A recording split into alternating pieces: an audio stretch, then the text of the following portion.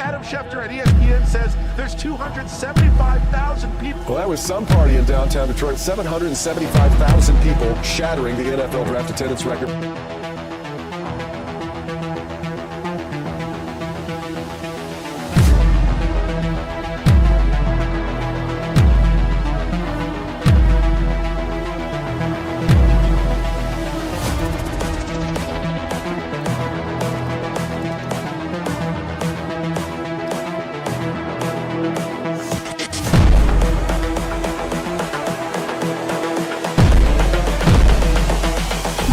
This is the future.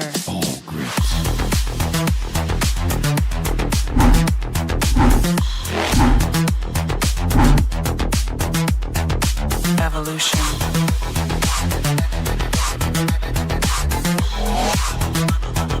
This is the future.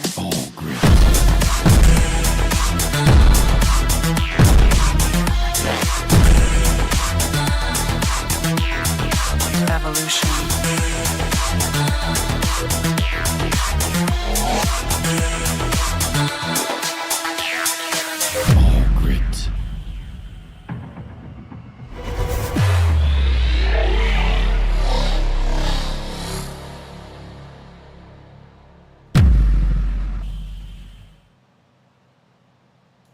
All right, it's preseason, week 1, Lions and Giants. It is the Chef, it is the Rock. We are Rocked On Podcast Network. Football is back, baby. Let's do it. Chef, how you doing, my man? What's happening? Man, right now I'm so excited. You're getting hoodie Chef right now. You know, this is game day. You're not getting Chef with the hat. I'm not cooking anything. You know, I'm cooking up on game day. So this is game day attire. Random hoodies all season. Might need to get some Lions ones out here, but you know, it is what it is. Yeah, you have to tell me what size you wear before I send this box out. We might as well throw some Lions gear in there. So yeah, you let me know offline, and we'll I got plenty of stuff laying around, man. We'll get you hooked up with some stuff. And if you got some J-Mo jerseys, let's do it. Those I would have to order, but yeah, I don't. You know, J-Mo, you know, I leave him at the store. For reasons unknown, but maybe they're known. I don't know. It's too bad we're not going to see J-Mo tonight.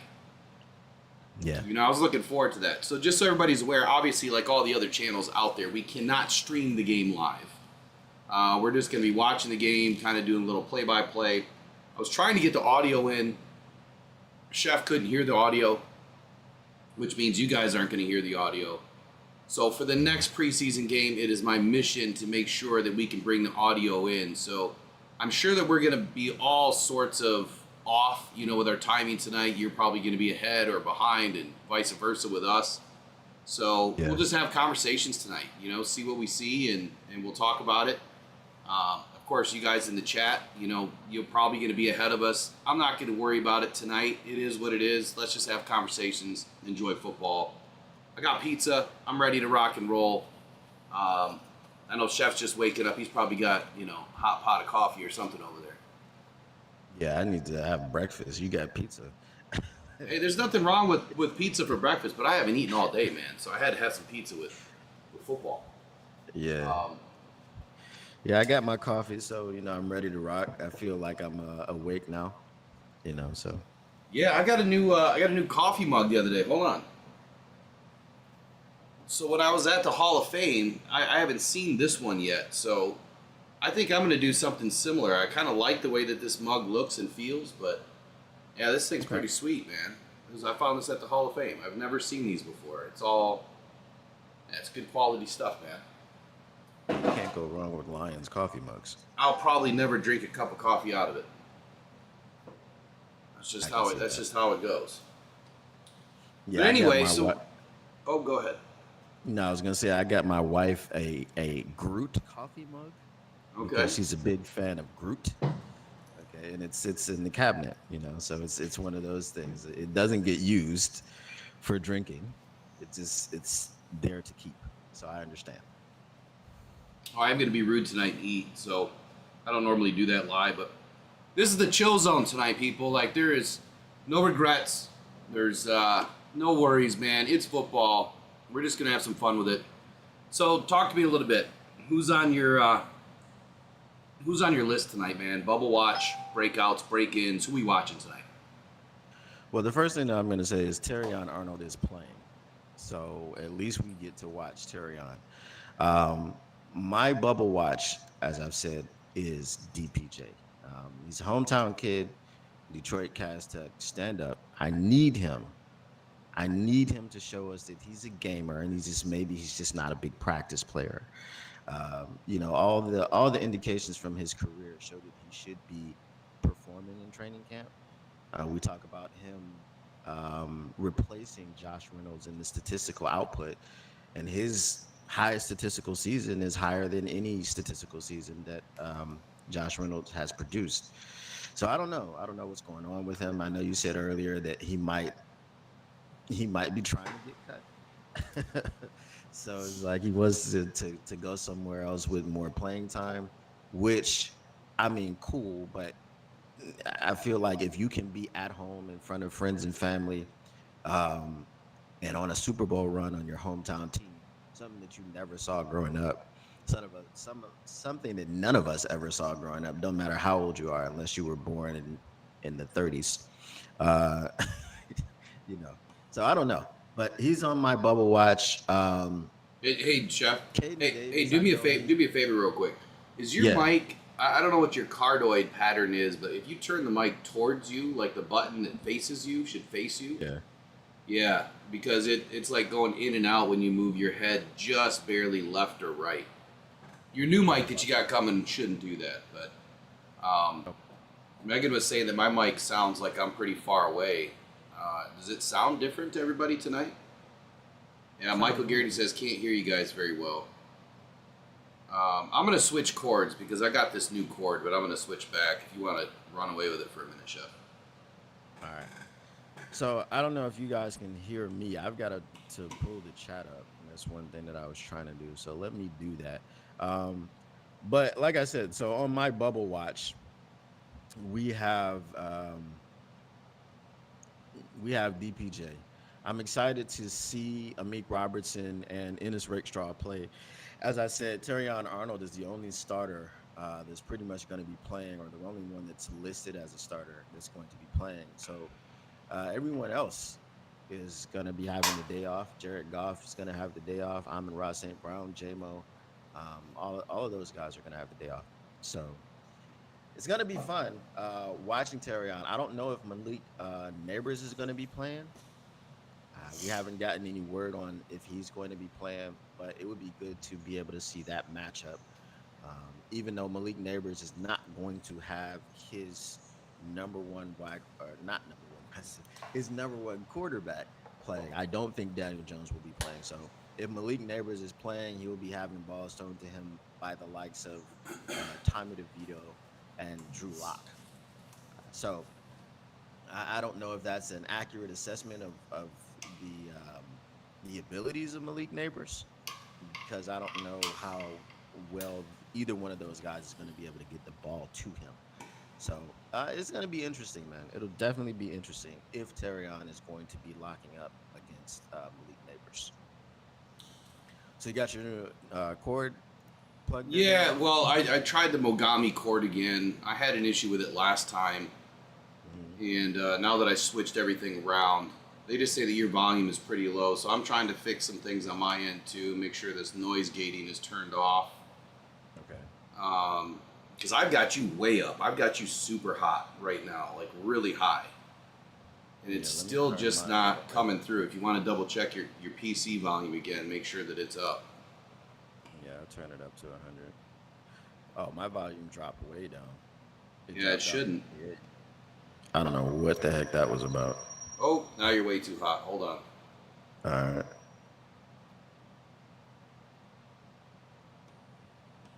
Yeah, auto gain control is off, so you should be good to go. All right, so I dropped it back down to 79. So how is that? that? You've just got some funny stuff going on over there. Like something's like not connected well or something. Yeah, I don't know. Something happened. Something's not sure right. What it was. But can the chat hear me? Yeah, it's got this weird ringing to it. Ringing? Yeah, every time you talk, it sounds like a little bit of a ring. That's weird.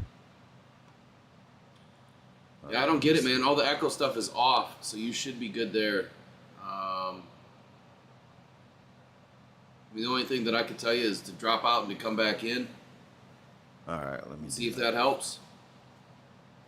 But keys to the game tonight, according to the Lions, they want to play fast. Obviously, they want to do your job. That is Dan Campbell's mentality, right? Tonight is the 2s and 3s. That's what it's all about tonight.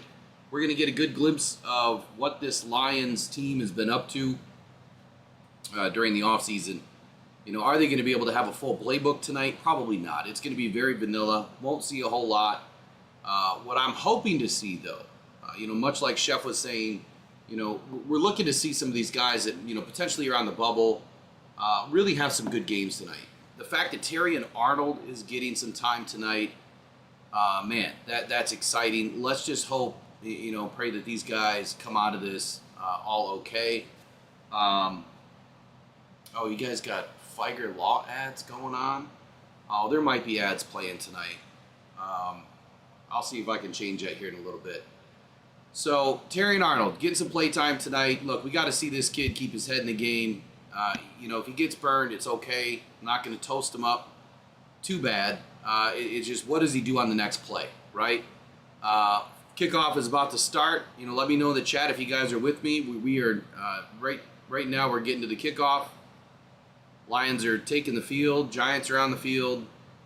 They're spreading out. They're getting ready to do the darn thing. It is the opening kickoff for your Detroit Lions. The 2024 NFL season is now upon us. Let's do it. Chef, you're back.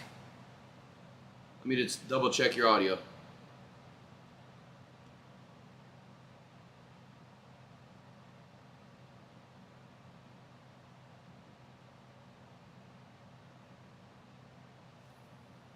Double check your PC settings, but yeah, we're back. Looks like you guys must be ahead of me. We got our first flag, probably happened on the kickoff, right?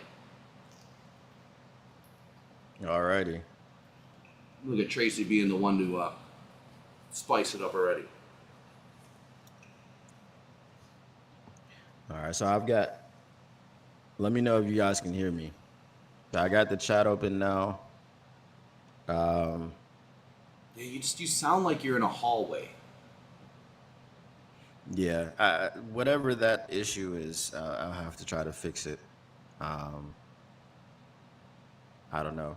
I thought it was fine because coming back on some of my live streams, I've had the issue, but when I listen back to them, I don't hear it like that. So I'm not exactly sure what it is, but we can figure it out. Justifan says you also sound like you're in a hallway. So I don't know. Maybe it's just something with the way the audio is being routed to YouTube right now. Lovely. Well, that was a heck of a kick return. It was probably the best one that I've seen, but of course it was accompanied by a penalty flag. Giants are taking the ball from the 19-yard line. First pass. Wow, all day long so far. Good sticky coverage downfield. He's going to have to throw it away or run out of bounds, and that's what he did. Who's number 2 again for the Giants? Who's their backup quarterback? That would be either Drew Lock or Tommy DeVito. I think it's probably Drew Lock. All right, starting lineup tonight. Josh Paschal on the right edge. Broderick Martin, defensive tackle. Mekhi Wingo getting the start. James Houston off on the left side or the right side. Ennis Rakestraw getting the start with Terry and Arnold, Amik Robertson, Ifeatu Melifonwu, and Brandon Joseph. It was a deep roster, people. First pass over the middle, and number 21, your boy Amik Robertson, smacks that ball away. Great play by Amik. Guy's been super sticky all camp long. Go ahead, Chef. Yeah, man. Like I said, this is exciting. I'm just excited to see the Detroit Lions playing football. We got Ennis Rakestraw out there in the starting lineup. Like you said, Amik Robertson's doing his thing. Terrion Arnold on the other side. So I think we're getting kind of a look at the future, if you will. Look at that play. Not to cut you off, but Ennis Rakestraw just bullied that kid out of bounds. What could have been a nice little pickup there for a first down, and Rakestraw just stuck him and drove him out of bounds, man. Nice play by the Rooks. Great defensive stand right off the get-go. These guys didn't get past the 20-yard line. What are your thoughts? Hey, man. Listen, we are Ennis is a dog, man. This is what we said about Ennis. When you put the pads on, Ennis is he just morphed into a different player. So very excited to see this, man. Very encouraging. As you said, they didn't get past anything. They didn't even pick up a first down. 4th and 5, they get the punt. Let's get it, man. We see Maurice Alexander back there. We got a ball on the ground. It's loose. Yeah. Lions pick it up. So I honestly think, Chef, I think it's your mic and the way that you're talking into it. I think that you're not talking into the front of it. Yeah, well, hold on. There you go. There you go. That sounds better. Does it sound better? I should be able to talk into any part of it. I mean, I'm like over the top of it. But hey, no, yeah. It So is maybe stick a sticker on the front of it that says "Talk here." You know. Yeah. Well, there's a light in the front of it, so all I have to do is look at Oh it. boy, that's an epic failure. So this is what I got to say to the ref. You sure about that? Come on now. Come on, guys. Let's get it together. Alexander drops the first punt return of the season. I mean, that's just a focus drop. He is lucky that was not picked up by the Giants. Nice hustle play by Gilmore there. Yeah, you can't make the club that way. That's just, Absolutely not. can't make those mistakes. Sudfeld Man, gets a start. He's up under who's our starting center tonight? Is it Ekukan Yeah, I think so. or Nice? Yeah, nobody was around him at all. He just dropped that thing. So. Zonovan Knight takes the ball, first handoff for a couple yards up the left side there for about 2. So starting offensive line and offense, Zonovan Knight running back, Antoine Green, Dries Fountain, Tom Kennedy, Shane Zielstra out at the tight end position. So what are your thoughts on DPJ, man? I heard that he's a cut candidate. Before we get to that, though, offensive line, Dan Skipper on the left side, Coyote Owasika, Michael Neese, Ike Butcher, and Kobe Sorsdahl. But yeah, DPJ, potential cut candidate. What are your thoughts? It would seem so. I mean, he's not even in the starting lineup, So as I was saying, I don't understand what's going on with DPJ. I would think that a fire would be lit underneath him being at home. Everyone's dream growing up, you want to play for your hometown team if your hometown has a team. So I don't know what's going on with him. So Nate Sudfeld, this is exactly why Nate is not a backup quarterback. He had all day to just chuck that ball out of bounds. Instead, he loses about 5 yards and takes a sack. He had all day to throw that ball out. Maybe he's heard the Hendon Hooker footsteps, and he's like, well, Hendon can do it. Maybe I should show that I can do it. But you can't, Nate. Just throw it away. Live to play another day. Now we're throwing a short ball. Yeah, you're not going to be able to get nice yardage on a play like that to who's 18 again? I forget who 18 is. That wasn't Fountain, was it? I think Fountain's 12. Yeah, Fountain's 12. Yeah. Davis is 88. Who's 18? That's what I'm trying to figure out. Is that I think it's Green. Green? Yeah, Antoine Green. Yeah, there's no numbers on the Lions website for the depth chart, which Yeah, that's Antoine Green. Can't trust any of the other sites either. All right, nice coverage there on the punt, guys. Good job for the Lions there.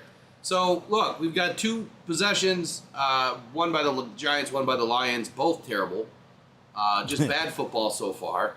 And, we'll see if it picks up here on the second opportunity. But defense held strong in the first go-around for the Detroit Lions. What are your thoughts now for this second possession? Obviously, I want to see some blitzing now. Now that we've kind of set the edge a little bit, I think it's time to let the dogs loose. Yeah, I don't know how crafty they're going to get here, but I would definitely love to see some pressure, some different looks.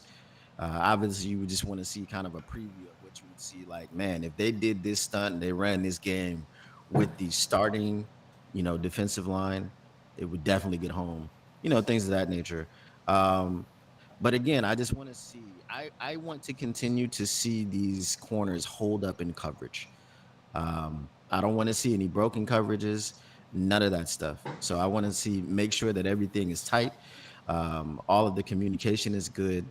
because we don't have too much time here to be getting things worked out. We've got like 2 more games after this, and then we got the Rams. So Yeah. So not tonight, but I'm gonna try to pan my camera to the right here. So not tonight, but throughout the season. Oh, you can barely see it, but you see the giant whiteboard there. It's a 4 by 5 foot whiteboard. We're going to be utilizing that this season. We're also working on Telestrator. Hopefully, we'll get that kicked up at some point throughout the season. But the goal is we're going to utilize this whiteboard to draw up some plays. Talk about stuff post game. Kind of what we've seen, and kind of break it down a little bit. Get a little bit more granular. For those of you that really enjoy the X's and O's of football, that's what it's going to be for. We'll put some other things up there like predictions. We're going to lock it in on the board so we know, right? And then we've got this other thing here. I'm going to stand up here and point to what I feel is the best part of the background is the tracker. So up here, this is a tracker for all teams. It's a magnetic board, and of course, right now, your Detroit Lions are on top of the NFC North. So that tracker is going to help us. And matter of fact, I put in order all the teams and where I felt that they were going to finish. So at halftime, I'll read this board off, and we'll see how close I get towards the end of the season. Of course, I got Lions on top, right? Of course. I mean, they're the only active team right now. Nobody cares about the Packers or the Bears. Did you hear Caleb Williams' ridiculousness? No, I mean, which time? I heard he's starting in the preseason game. Today, apparently, he said that Matthew Stafford is the number 2 quarterback in the NFL, only to be preceded by Aaron Rodgers.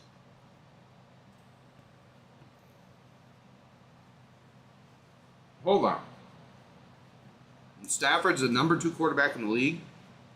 Preceded by Aaron Rodgers. And Aaron Rodgers is number 1? Yes. Yeah. I think he's hit his head too much. I was like, Patrick Mahomes is nowhere in your top 3. Okay, that's cool. 3-time Super Bowl winner. Whatever. Well, maybe he, he likes who he likes, and maybe those are some of the guys he grew up watching, and maybe he was a closet Lions fan before he became a Bear. Who knows? Ooh, here we got a sack by Ukwu, 45, working around the edge, man. That was a nice play. Let us get it. Nice play. So that first run that they took off, up the right side there was actually a nice gain by the Giants. They come back, he drops back, lock pumped, and then that gave Ukwu that extra quarter of a second to get to the quarterback. Yeah. What does that tell you, though? That was a violent sack. What does it tell you, though, right away? So Locke had to pull it back down because what? He had that interior pressure. And we had that sticky coverage on the outside. He couldn't make the pass. Exactly. So that's what we were talking about. Oh, that's going to be a flag. That should be a flag. That was a fair catch, was it not? Yep. So why did he hit him? And I like, going back to the sack, I like how even if Ukwu hadn't gotten him, James Houston was bearing down on him from the other side. Did he seriously not call a fair catch? Take him out. He's done. That's 2 in a row, man. He's get rid of him. Send him home right now. Put him on the bus. I told you, it's very odd to see a person who might not even make the team wear number 1. Yeah, definitely doesn't deserve it. No, he doesn't. Like And I said, I'm sure there was other numbers that were available, but I do know that the NFL has rules on what numbers they are allowed to wear. I can't imagine that they're all used up. Well, listen, the thing about it is, number 1 is my number, which is another reason why I hate Jeff Okuda so much, man, because I think he didn't do number 1 right. But I'm going to give my blessing. Once Maurice Alexander gets cut, I'm going to give my blessing for him to switch numbers with, or not switch, but, in his Rakestraw is wearing his number 15, which he had last year. So I think you just switch it around. Give Ennis Rakestraw number one. I'll give him my blessing. He's a dog. He deserves it. Yeah, I mean, it'd be nice to see, kind of like the DBs were doing last year. They were trying to go like 1, 2, 3, 4, have some fun with it.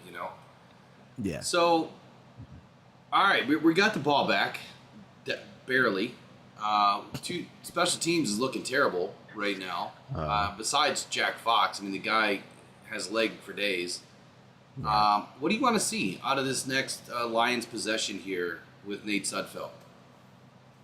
I want to see him avoid a sack. I want to see him throw the ball away. Like, if you don't have an open receiver, throw it away. Unfortunately, like, it takes me back, and this is not a slight against Jared Goff, because it used to be a slight against Jared Goff, but he didn't have the situation. His first year in Detroit, Jared Goff was making plays like that. Just running into sacks.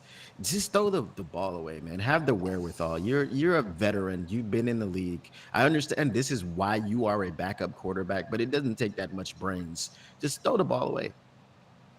Yeah, we definitely need to see smarter, better decision making. I mean, obviously Nate Sudfeld should not be the number 2 quarterback going forward, but No. still, I mean, at this level of the game here, as many years as he's been in the league, you've got to be able to throw the ball away. You got to know that it's time, right? You only have so much time in the NFL before someone's going to come and get you. So to the chat tonight, make sure you guys send in your questions, your comments. Challenge us a little bit with some questions tonight on things that maybe we're not touching on, or things that you want to talk about. And shout out to everybody that's liking the stream and helping us. I'll get ads turned off here in just a moment. Give me just 1 second after this possession, and I'll make sure I get it turned off. A couple of nice runs by Reynolds there. Looks like we're moving up towards a first down. Looks to be about 3rd and short. Reynolds, man, so he's a bubble guy for me. I honestly feel that it's Gibbs, it's Monty, and it's the Sione Vaki show. If the Lions decide to keep 4, it's kind of what I said this morning in the morning show. I think it's only because they're looking to get faster on special teams, utilizing the extra running back as someone to get downfield. That play didn't move anywhere. That was a hell of a stand by the Giants' defensive front. The Lions got zero push. Well, I think one of the things that if Craig Reynolds can have an output behind the second team offensive line,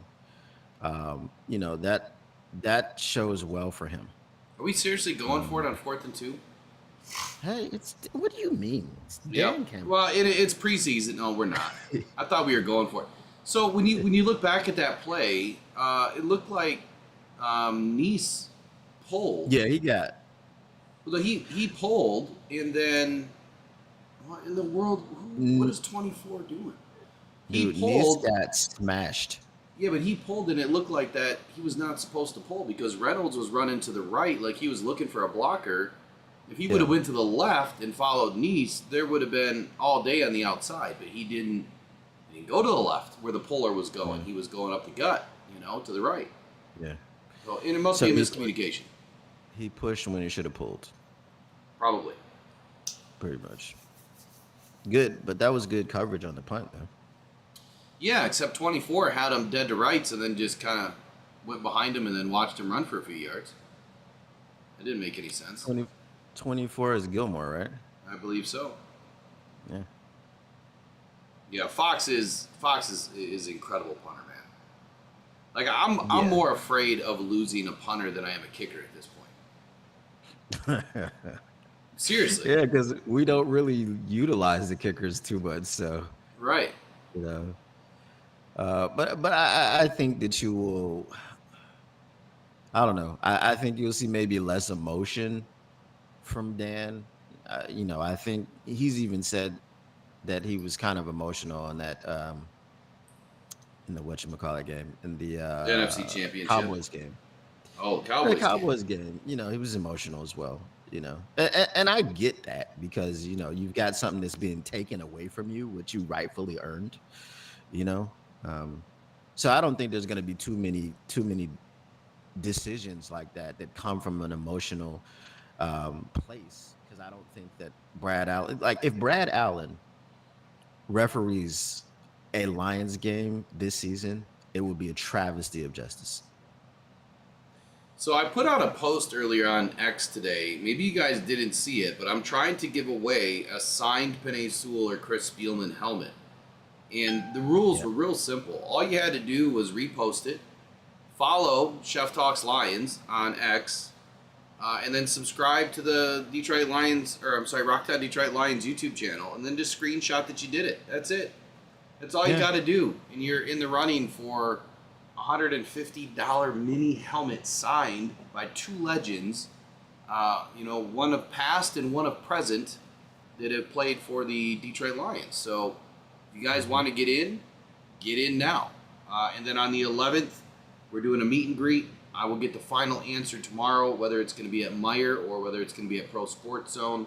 I think that we can count on Pro Sports Zone no matter what. It's just what time we don't know. Almost another sack, but we left the field wide open in the middle there. And then, of course, at the meet and greet, we're going to have some giveaway bags. So grab bags by Uber Lights. He's provided, for the first people that show up, you're going to get your grab bag. Hopefully, we'll see Tracy there, possibly Michael Garrity. We got a couple of gifts for you guys for past winnings. And anybody else that wants to show up, man, we'll put out the details tomorrow. We'll do a meet and greet before Sunday's practice, and then we'll head over and watch practice and take it all in, man. It's going to be a great day. It's going to be warm, but it's going to be a great day of football once again coming off of this game. So, man, what a nice play there at the defensive goal line. Number 99, a big man, Broderick Martin, with the tackle up the middle. Nice play. I like seeing Terrion Arnold on Jaden Hyatt as well. Hyatt he's a deep threat, and he's a guy that can burn you. So I like seeing that matchup. We're not going to get the Malik Neighbors matchup that we want to see, but Man, Malik is he's going to be special if he can keep his head right. Yeah. The practice fights and stuff like that you usually don't see that type of stuff in the game because they know they're getting it all. They're getting it all out. Almost another sack by the Detroit Lions. James Houston chases down the tight end, forcing what should be, fourth down here for the New York Giants. So far, I'm loving this, this style of play by our Detroit Lions. They're sticky. They're allowing the defense to work. They're forcing the quarterback to have to move, making him uncomfortable. Yep. What are you seeing right now? Pretty much the same thing you're seeing, man. It's if you can move the quarterback off of his spot consistently, whether you are getting to him or not, that causes problems for opposing offenses. Messes up the timing of the play, and then if you're messing up the timing, and if you got nobody open downfield, quarterbacks are just gonna run. If you're playing a team with a mobile quarterback, then of course you got to make sure you corral them, but not everybody's mobile, so I think it's a pretty good showing for the defense so far. Yeah, so I was a little bit off on my downs there. It was second down. Giants took it up the gut. That was a tough 5 or 6 yard run for first down there, only to go 1 yard to get it. But again, the Lions did not let up more than a yard. Ben Nyman is actually playing pretty well right now. He's someone that I wanted to see have a pretty good game. I'm happy with what I see so far. Lions getting a decent push right now. Seeing a little bit of a hold by the Giants' offensive line. Ooh, that's going to be a flag. Nope. James Houston pulls up and levels lock. Out of bounds, but it was a clean play. No flag on the play. Hey, man. He's the problem for a reason. Oh, he was way inbounds. That was a good play. No, I'm saying he's the problem for a reason. Good reason. He's a problem for them.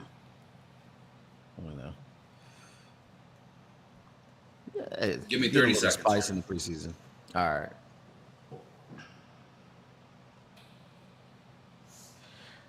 So I can't really offer up-to-date commentary, for you guys, because I'm a little bit behind.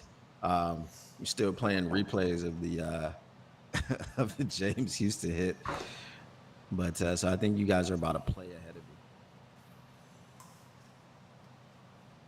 All right, what I missed looked like a nice little pickup there at the very end of that play. What could have been a nice little dump off by Locke ended up turning into a nothing burger, really. Yeah. Well, very well covered screen, man. Very well covered screen. That screens are things that generally give us problems, but Reeves Maben did an outstanding job getting off that block. Oh, we've got an interception by Let's Brandon go. Joseph. Let's go, baby. That's what we needed to see. Whoever's near a McDonald's, go get yourself some free fries. Oh, there we go. That's what we needed to see. Take that, Giants. Yeah, and he had a pretty clean pocket too. So the one time that he drops back and he has a clean pocket, he throws an interception. That's just the footsteps that he was hearing earlier. And this is what we were talking about. When you are constantly pressuring a quarterback, you're speeding up the clock that he has in his head. So even when he's not getting the pressure, he thinks he's getting it. So to all the people, I know it's early, it's game one, but to all the people out there that thought that interior pass rush was not the way to go, I think you guys are finally starting to see why it's so important to have an interior defensive line that can play. What is Sudfeld doing? Who knows? Wow, like that was a pick six all day if the dude just turned around. So interior defensive line, man, that, you see what they're doing right now. They're causing all sorts of havoc for Drew Lock. And I can only imagine when we get our starters in there, what these guys are going to be able to do. And in providing the kind of pressure that they're getting right now. I mean, I know it's just 2s and 3s on 2s and 3s, but the defense is working. Like, we're seeing this scheme work to our benefit right now. Mm-hmm. Wow, and that's what I was going to by say. Sudfeld. That's what I was going to say. You're not even seeing Aleem McNeil and DJ Reader right now. Right. So, destruction. Big overthrow. Target was Darius Fountain out there in the flats, and Nate Sudfeld threw a high outside ball to his inside shoulder. That's probably 6 foot too high. Well, I'm liking what I'm seeing out of Nate Sudfeld right now. Yeah. What? I mean, he didn't even look. I'm liking it because if Hendon Hooker can say, okay, that's what I got to beat out, I can relax now. I don't have any pressure on myself. I just need to go out there and play my game when I get in the second quarter or whenever I get in. Yeah, but this is just god awful. Like, I'm sorry. So here's what I'm gonna say. Come on, guys. Like, you're seeing this in practice, Brad, and you're not making moves right now to go get Tannehill. Like, I know that Tannehill wants to start. Let's go, Bates. What is this? Let's go, Bates. Drill it down the pipe, Bates. There you go, Bates. Who's worried about Bates? Come on now. Cash that Bates man's Motel, check. baby. Cash his check. Jake Bates Motel. How far was that? God, that had to be at least 58. Okay. I mean, he was what, at the 44? Yeah. So 54? 54, 62? Right. And it had leg, it had distance. 53. 53 in the rate. Thanks to Lean 313 and Salty Pork Chops. There we go. All right. And like you said, I mean, a good point that you made this morning when you were talking about the fact that you're not going to kick 15 field goals a day. Right. So I think there was one game where somebody just like all they scored was off of field goals, and they had something like 15 points. So that was what, 5 field goals that they made, something like that. But yeah, it's not normal. I'm gonna get the board set up. We're gonna record how many Bates field goals we get this preseason. All right. We'll put him on the right side.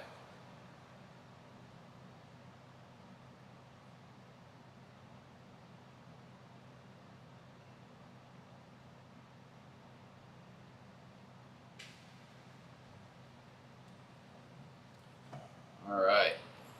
Glad they're wearing the whites tonight, man. It's a good look. Love it.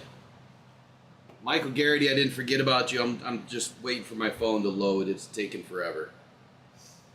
Just a fan says Bates Motel scaring the Giants. Hey man, psycho out there.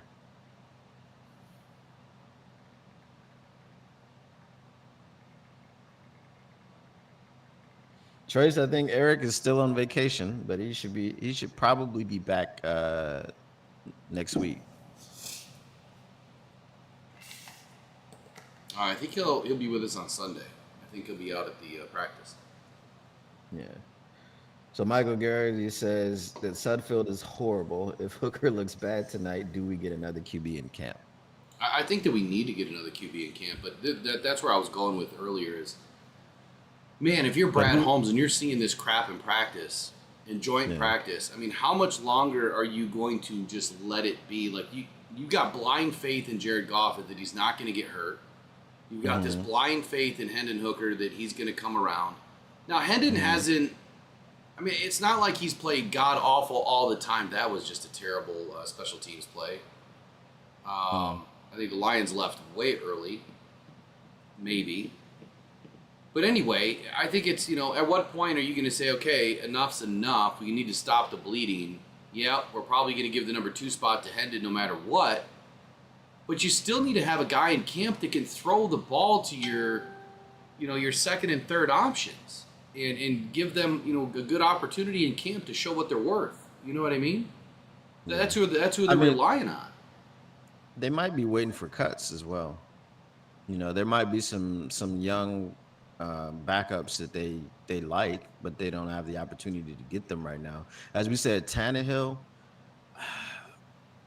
I don't think Tannehill is the kind of guy that you bring into this roster, into this locker room, because he's shown that he's not a team guy, so to speak. I mean, with the refusal to mentor Malik Willis. And I mean, obviously, it's a tough position to be in, to say, well, you drafted my replacement, now you want me to mentor him. But at the end of the day, this is, Tannehill. Or was it Malik Willis? Or no, was I said, AG just went down pretty hard. Okay, yeah. I think he's all right. Aaron Glenn, AG? Yeah. Oh, okay. Yeah, I see it. Yeah, Michael Garrity says, we're screwed if Goff gets hurt. We are. Right now we are. But I think that Hendon Hooker is going to come around. It's just, it's not going to look pretty for a while. And we are relying on the fact that Jared Goff is going to play and stay healthy, which I think is a dumb way to look at it. Honestly, I think that you should want your backup to be ready and know that he can play. Backup's hard. It's hard to get in the NFL. Sudfeld has had, 3 series now? I think that was his second. Was it second? You sure? We're in the first quarter still, right? Yeah, but the first one was a 3 and out. Was that a tipped pass or what? What are you guys doing? Come on, Amik. You just got to grab the ball, dude. Meek's out there trying to hit people. Yeah. Look at that pressure again, man. 3 guys, Broderick Martin, Agood, and Lynn, all crashing the party in the backfield for the New York Giants. Exactly. Man, we should have had Big Blue in the Bronx with us in here tonight. This would have been a great 3-way for the fans. Yeah. He's a solid dude, man. Good channel. Does great work over there. So if he does catch us, thank you again for having me on. Look forward to it again in the future. All right, so Michael Garrity, I promised you that I would make sure that I would get you a ticket for the 11th. You were all set. I think you sent me your email. I'll make sure I get it to you tonight. Okay, if not at halftime, just remind me again before halftime. I'll get it to you tonight. You'll be all set to go. And then I might have a few extras. We'll see if I do. Then we'll see if we can get a couple more people in tomorrow. JC says practically every team is screwed if their starting QB goes down. Yeah, that's a fair point. Absolutely a fair point. That's why they're called starters. Yeah, I mean, when you look at, the starting cast in the NFL, you look at 20 of them are pretty damn good quarterbacks, right? Yeah. I'd say 10 of them are exceptionally good. 5 of them are just straight gangsters.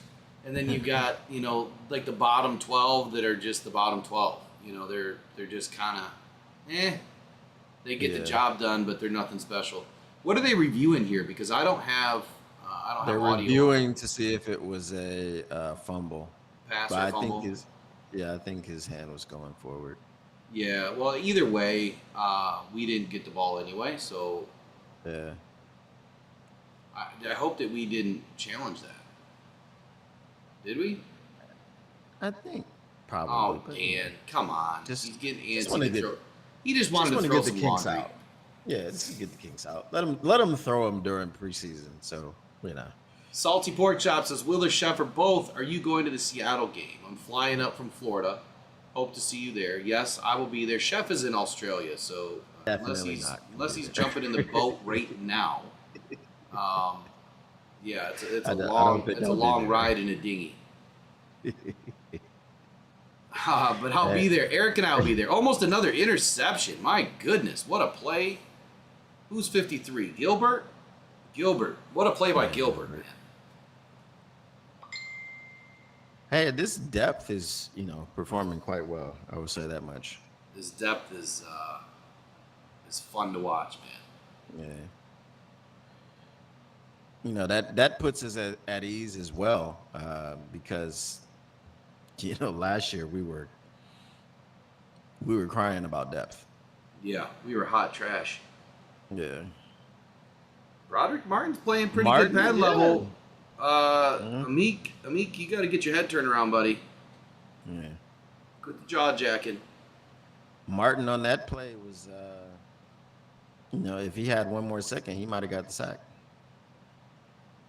He's using some vicious hands, man. So key in on Martin on this next play. Drew Lock, Ooh, you that was sissy. a Come on, nice- buddy. Get up. That was a nice. Who was that? Who was 57? I didn't. Was that Lynn? Nice spin. I'm not seeing the highlights. I'm on a different channel. No, that was during the play. It was a nice spin that he got to Lock.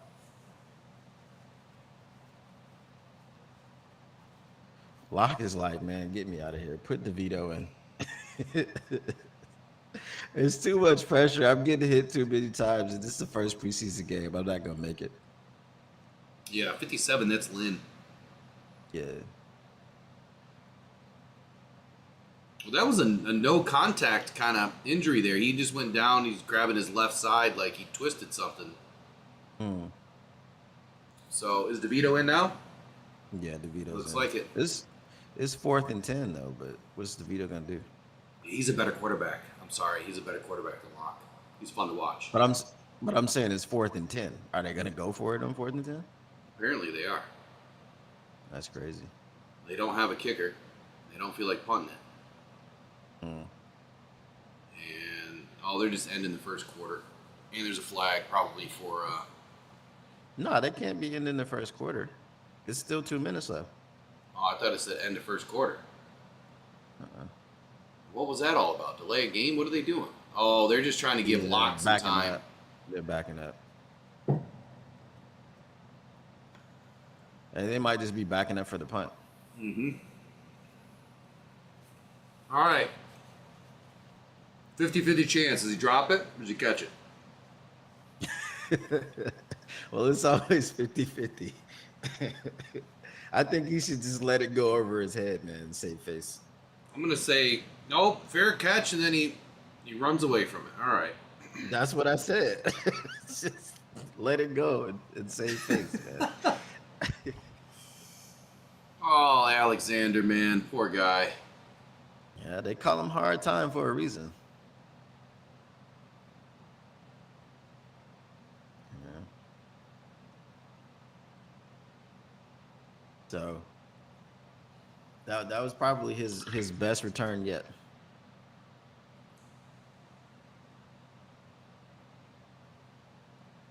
All right, let me get this. Let me get this ticket out to Mr. Garrity here. Michael, you only need 1 ticket, yeah, not 2. Just want to make sure we are clear on that.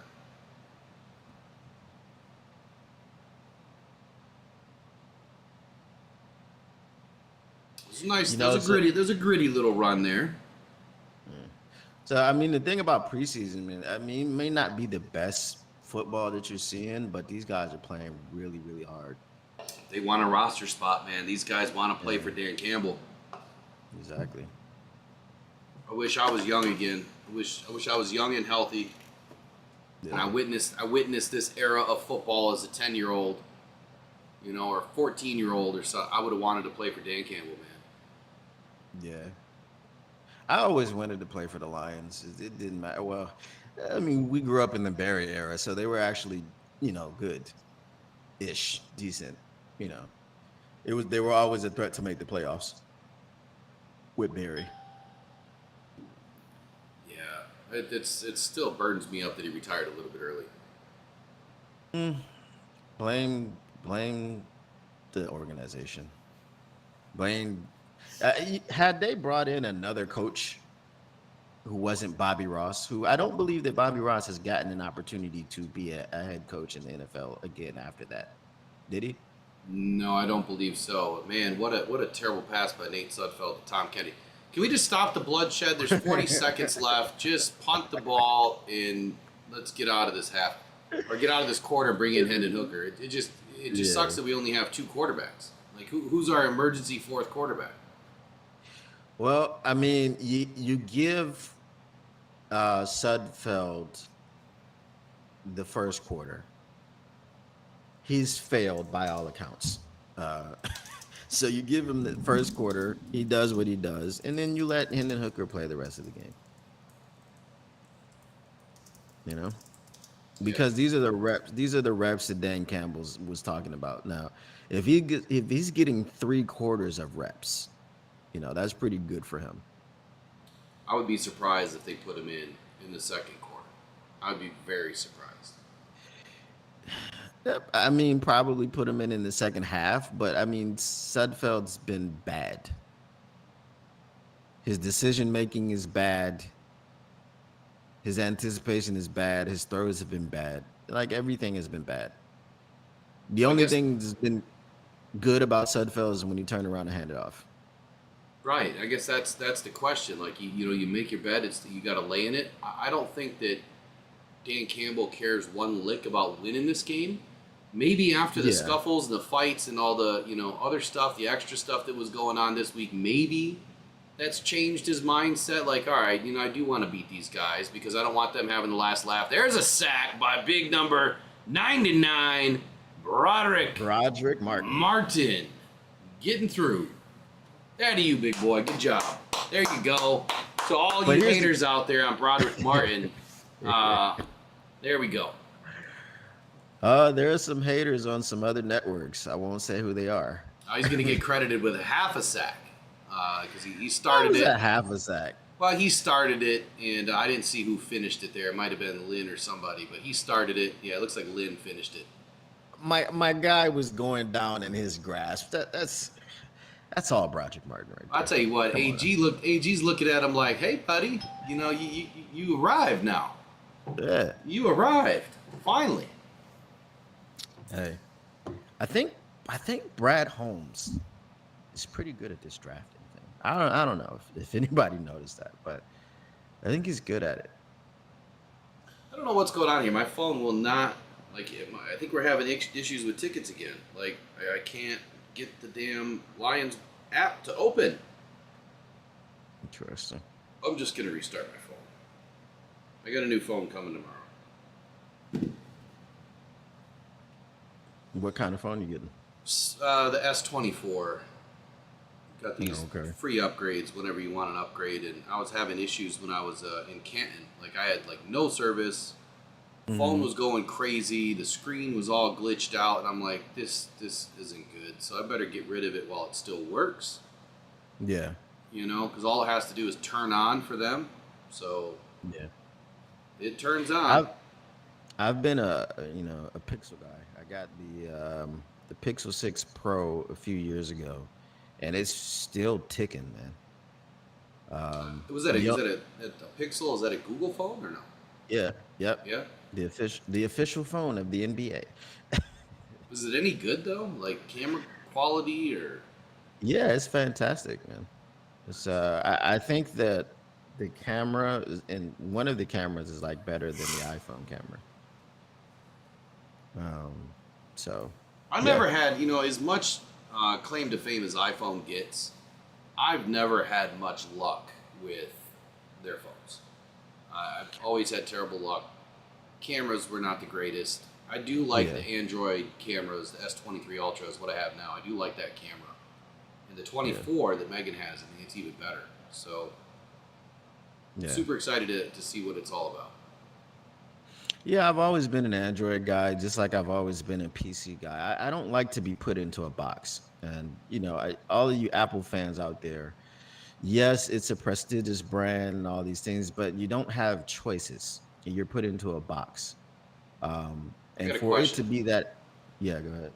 So, does avocado toast come with the iPhone, or did the iPhone come first? I think avocado. What do you mean avocado toast? Is It's just how they. Oh, get that ball! Oh, come on, guys! Oh, there was two chances to get it. Everyone's kind of looking around. But again, another tip ball at the line of scrimmage. I mean, I don't think that we could have asked for a better first quarter. It's a long first quarter. yeah. I don't think that we could have asked for a better first quarter out of our defense, man. This is exciting. Oh, Golden Tate, man, I love that play. I love that play. I'll never forget that one. That was one of my favorite all-time plays. Glad to see Golden Tate back in the house, part of the color analyst crew, man. Just awesome. Awesome, Yeah. we're bringing these guys back. Golden Tate was our Amon-Ra St. Brown before Amon-Ra St. Brown. If you watch Golden Tate run and Amon-Ra run, side-by-side clips, they're almost identical. They got what I call the little duck waddle to them. You know, how the little duck butt waddles, That's the way Amon-Ra runs, and so does Golden Tate. It's like a Oh, little waddle. Golden Tate's definitely flat-footed.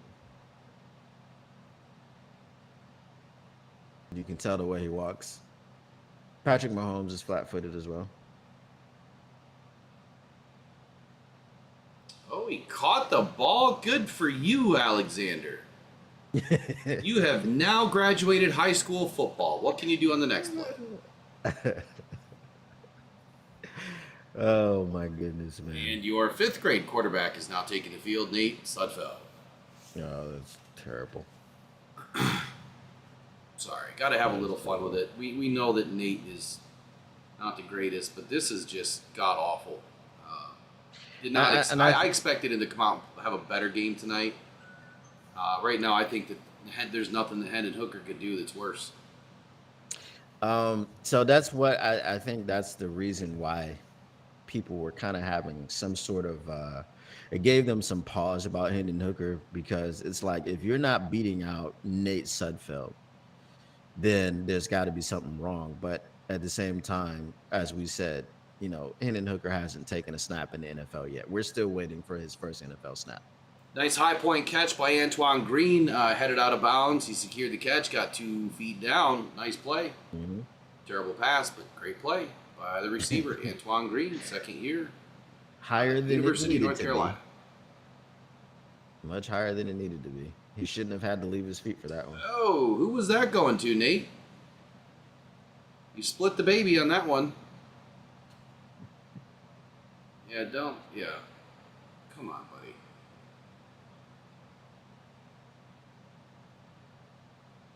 What is he doing, man?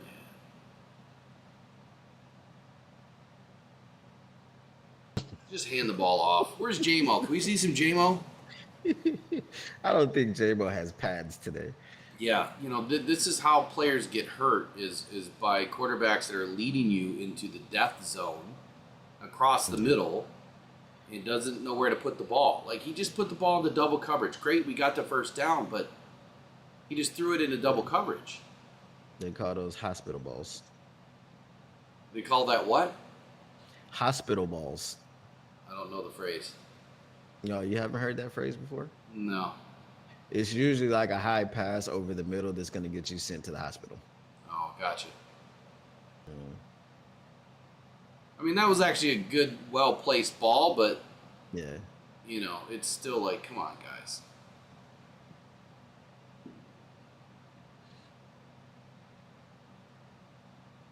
All right, we got to run off to the left, maybe for a yard. Looked like Craig Reynolds took the ball there. Maybe not. There's something about the Lions blue that is just kind of hypnotic. The blue jerseys, or are you talking about the blue striping? Just the blue, the color, the Honolulu blue. Yeah, I think we got a little upgrade this year. That blue looks just a slight lighter. Mm. The blueberries, Yeah, they're a little bit darker definitely- in my opinion. Yeah, it definitely looks lighter on the helmet. Oh, I think Antoine just took a nut shot. Yep, he did.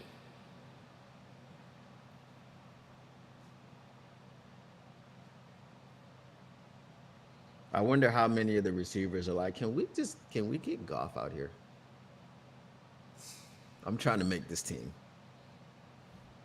Well, this game is, going nowhere fast. I mean, we might see 20 points combined by the end of this thing. Yeah. I mean, if you can't stretch the field, and we don't trust Nate Sudfeld to stretch the field. So I'll tell you what, man. Darius Fountain, he's really starting to surprise me. That was definitely a flag. These refs are letting them play, but that was early contact, often contact. Arm across the middle when the ball was coming in. But I like the way that Darius Fountain is running his routes and how he's aggressive.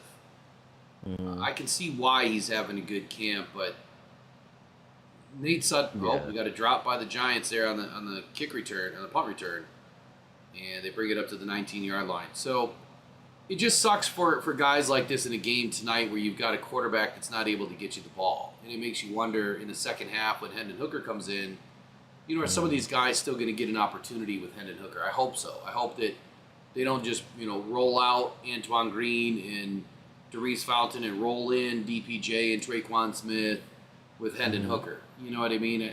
I want to see these guys get an opportunity to catch the balls tonight. Sudfeld has just been spraying buckshot all over the field, and that's not helping these guys win a spot, Yeah. Malik Jefferson is helping himself on this punt coverage, though. What is this NFL Live here thing? Someone needs to bounce this dude. Oh my goodness. Yeah, spam bot.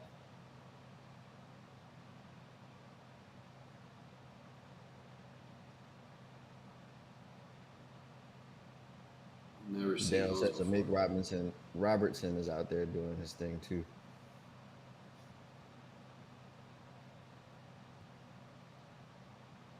For 86,000 seconds. What's that? It says NFLSQTV.com was timed out by Trace for 86,000 seconds. Oh, man. I didn't see that. Maybe I need to turn the activity on. Yeah. She must have got to it before I did. Yeah, I was trying to. I hit him. I hit him from the channel. Okay. All right, there we go. 86,000 seconds. What is that? Why is it in seconds? I don't know. I'm curious how long that is. What is 86,000 seconds? It's not long enough. I don't know.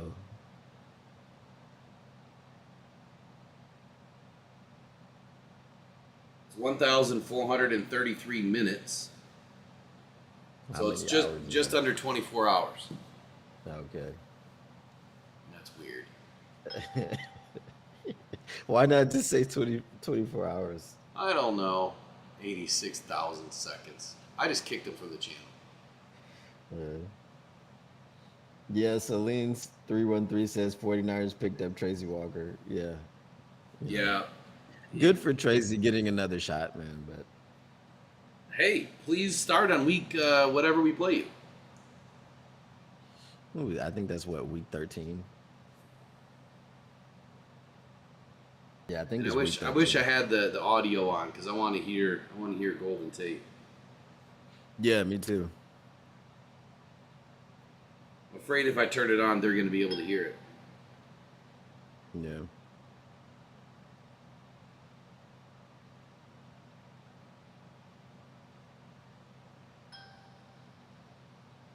I mean, I just love how, especially I think from this regime. So we're seeing former players be involved a lot. And I feel like with this regime and with this type of ownership and this type of culture that they've established, I think this would be just something which is extremely common going forward. I hope so, man. I mean, Nate, Tate was always a good dude. Yeah. Hell of a football player, but he was a team guy. You know what I mean? Like he was all about the team. Never had a problem with anybody. Always put his best foot forward. Mm. And what a compliment, to Calvin Johnson and others. Like he was just a trustworthy guy. As far as Matt Stafford could always depend on him. Yeah. All right, Michael Garrity, you are all set.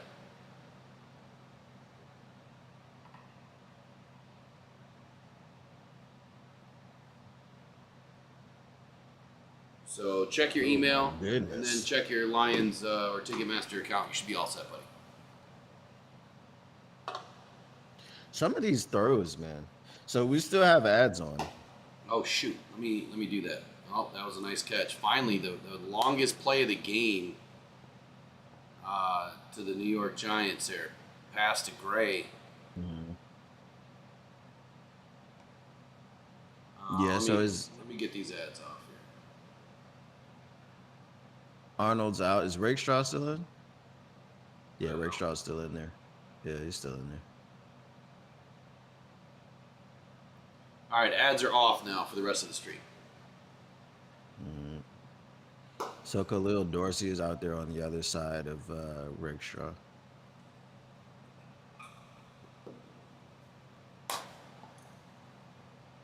Oh, another pass completed over the middle to Jackson for the New York Giants. Pickup of about 9 on the play. What you got on that call, Golden Tate?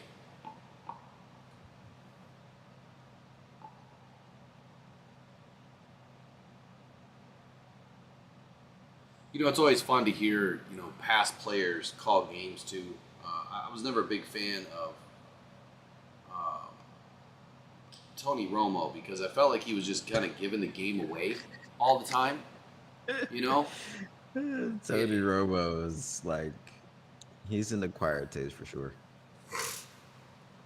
Wealth of knowledge, right? I mean, he knows the game, Yeah. but dude, we're here to watch the game happen, not you to tell us what's gonna happen. I mean, he's often wrong too, but the point is, man, that the game is supposed to be enjoyed and consumed as it happens. Let's not try to predict everything. I think it was like a parlor trick. Parlor trick. It was a parlor trick that he was doing, and then I guess CBS was like, "Hey, do more of it." Yeah.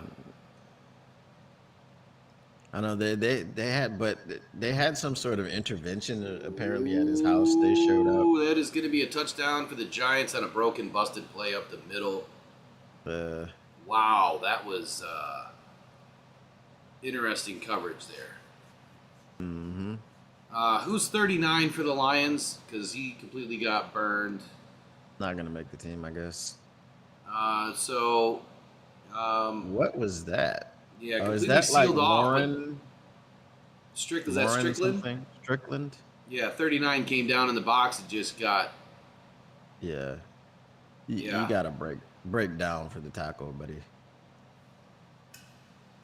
I guess his excuse is he slipped. It's wet out there. I don't know. Yeah, but I don't know what happened up the middle there, but our defense completely fell apart. I didn't see Broderick Martin in there. Who was that? 90? 94? Was that Wingo? Wingo's 94. Yeah. He got turned around in the hole there. But you got, I mean, you don't just run down. You gotta take a better angle on the tackle there. Oh man. D-line went from playing great to let them score that quick. Yeah, that's football, man. Yeah, but they shouldn't be scoring on, 30-yard runs. Yeah. No way. No, they shouldn't have. But he hit that hole, and then that's why they call you safety, because you're the you're the last line of defense, and you've got to take a better angle at the tackle. You know that was a terrible angle.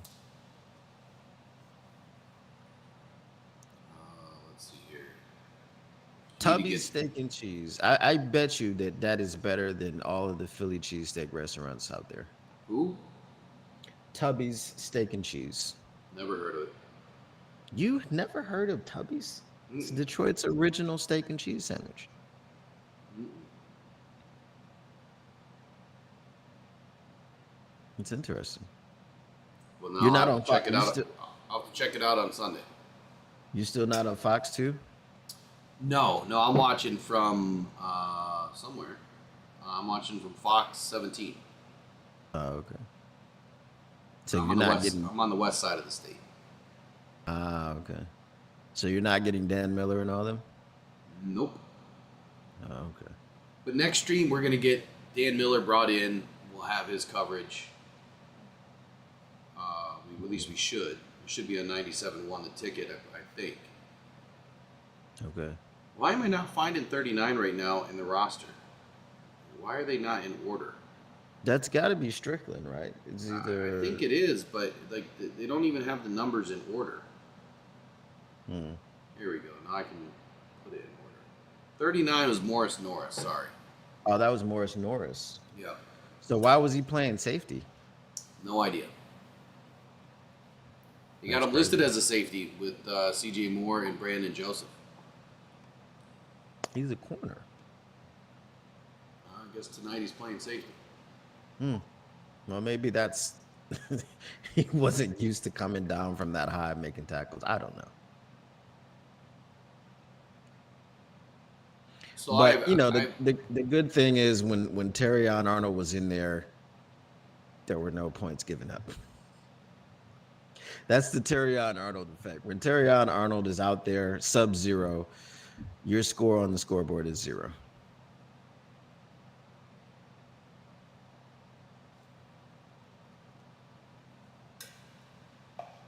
Who was that on the return?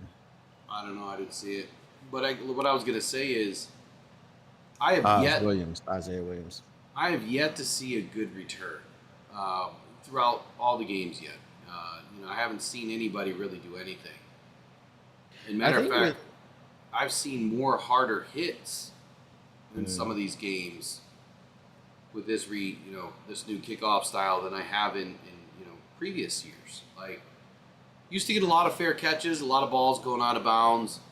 Now you're forcing guys to get hit and forcing guys to return the ball. I think what you're going to see, because this is the preseason, I think you're just going to see a lot of vanilla kick returns. I don't think people are going to get too spicy. But I think as the season wears on, then, all Get a that delayed excitement. game if he doesn't hike that ball. There you go. Yeah. All that excitement that Dan Campbell was talking about, him and Dave Phipp being so excited. I think you're going to see more of that during the regular season. Yeah, I think during the preseason, they're just trying to get the fundamentals of this new thing down. Absolutely. Ekugon just got suplexed. That's Got not rolled up, under, over, flipped. Run game's not looking real good here. Oh, we got another bot in here. Get this bot out of here.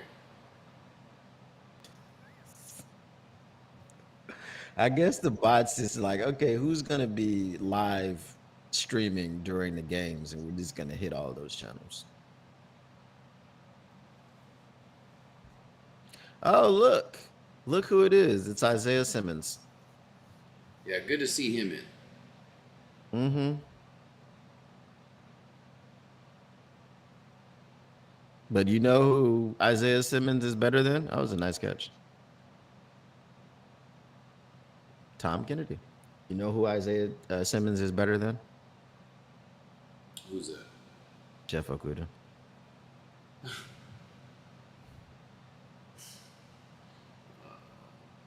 Poor Jeff. Poor Hefe. But I would have much rather seen Isaiah Simmons on the team than Jeff Okuda. Who else Now, was there? you think that Was it Derek Brown? You think that Williams could have played corner? Who's Williams? I thought you said Isaiah Williams. Simmons. Who's Isaiah Simmons? You don't remember Isaiah Simmons? He was like the all-world, do-everything safety linebacker from Clemson. You talking about the guy He was drafted by the Cardinals. You're So not he talking. plays You're for the not talking about the Simmons that in the NFL right now, right? Yeah, he's in the NFL right now. He plays for the Safety. Giants. He's a linebacker. He's like a hybrid linebacker safety. And he was one of the guys that was thought to be going very high in the draft. And I think he did go high. Wherever the Cardinals picked, they picked him in that Jeff Okuda draft. So here's a question: when are we going to graduate in the NFL to do something similar to what the UFL is doing, and measuring the ball here, like sticks and chains and eyeballs and humans? Like, it's got to go. Oh, they're doing that. They're I don't know when, but I think they've signed an agreement with Amazon to they're getting rid of the sticks. Okay, so Celine313 says right now they're testing optical tracking systems right now for short yardage. If you guys are wondering, which I am wondering, so I'm glad to see that they're doing it. But it can't take this long, can it? But they're getting rid of the sticks. They'll probably start putting it on the screen sometime soon. Yeah. All they need is a little, eye in the ball, and they're good to go. Yeah, they already have trackers on the tips of the balls. Right. So It's just like a little, like a little geotag, like a, find my phone kind. There we go. Virtual measurement. Now, how long do you think it's going to take for somebody to hack into this?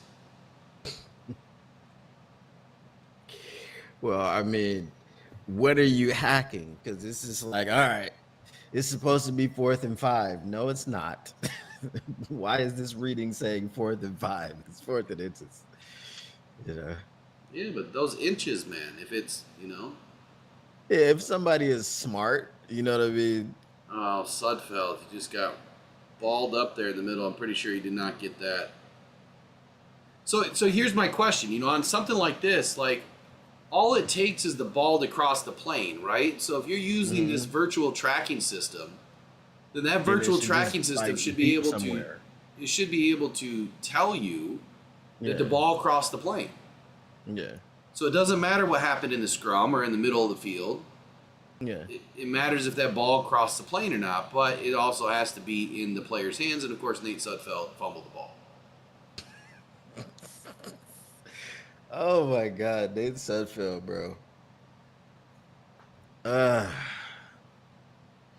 Nate.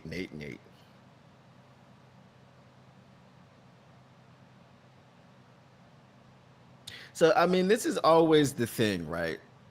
But I guess if you don't have to make the throws, you're able to identify coverages and things of this nature. Because when we're talking about Nate Sudfeld helping Jared Goff prepare for games and giving him an extra set of eyes, letting him know what he sees. Maybe it's the Matt Millen effect.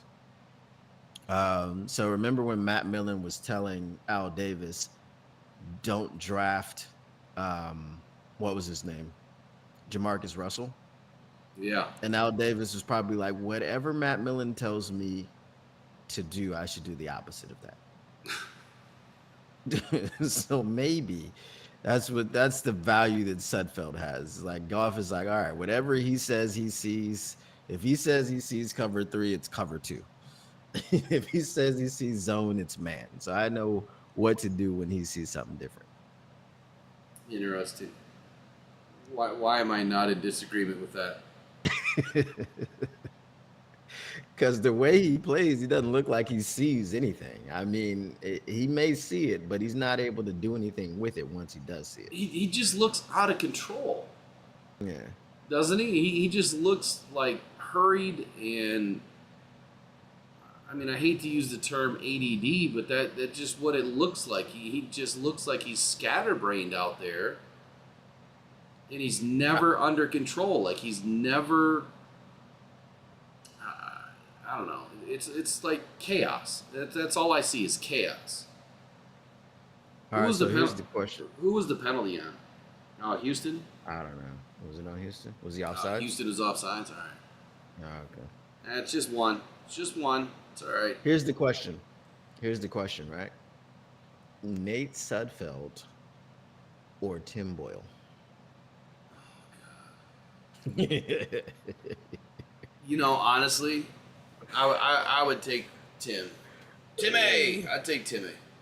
Tim Boyle has some pictures. He's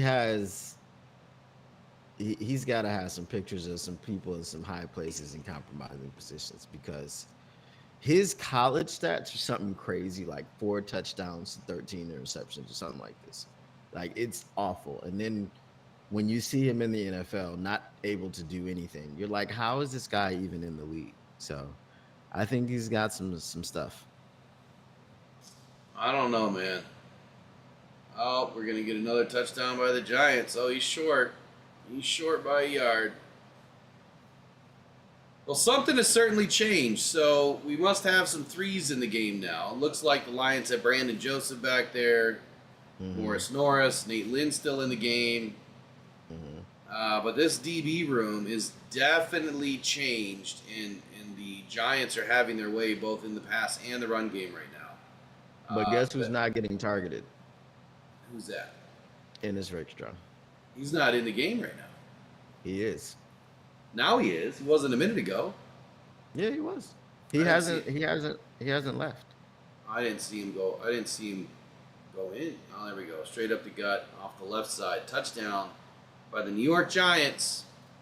Second one for Gray of the day. So this group that we have in right now, they don't look the part to me. I mean, they look small. Gilbert looks a little small. I mean, I think Nate Lynn is making himself known today. I think that he's actually had a fairly productive day so far out of the snaps that we have been able to see and the plays that he's been involved in. Ben Nyman's been holding his own over the middle, but this second quarter, we've seen... Yeah, they got completely pushed off the ball. Yeah, we've seen the Lions kind of getting pushed around a little bit here. So that's why you hope to never see the threes in the game. Right. I mean, I think it's, obviously tomorrow, we're obviously going to have an opinion on what's changed, right? So what has changed for the Lions 53-man roster and the cuts? We'll be doing a bubble break-in and breakout watch every next day after every preseason game. Kind of let it marinate through the night, kind of think about it. We'll talk about it tomorrow morning on the Rise of Grind morning show. I don't think Khalil Dorsey has looked great. No, he hasn't looked great, but I don't know that he's looked awful. I mean, I would say that there's other guys that are not looking so great. Alexander, not looking good. Morris Norris, not looking good. But see, the thing about Morris Norris, though, I can't really judge his performance here because he's not a corner. I mean, he's not a safety. I feel like they just want him on the field right now. Who's that? Because Morris Norris. Well, he's definitely getting his reps, but I don't feel like he's even playing playing up out of just, position. Yeah, he's not even playing.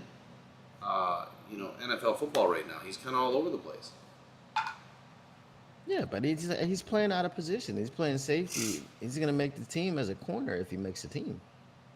I just think right now they want to get they want to continue getting Rakestraw his reps, right? If they took Rakestraw out, I think it would be Norris and Dorsey as the corners. I don't know, Since man. I Rakestraw think is it's still pretty in. difficult. It's pretty difficult to play safety. So they must have been giving him some reps at safety throughout practice that we just haven't noticed or no one's really spoken about, because Yeah, it's not likely that you're just going to throw somebody in a game situation and say, hey, go play safety,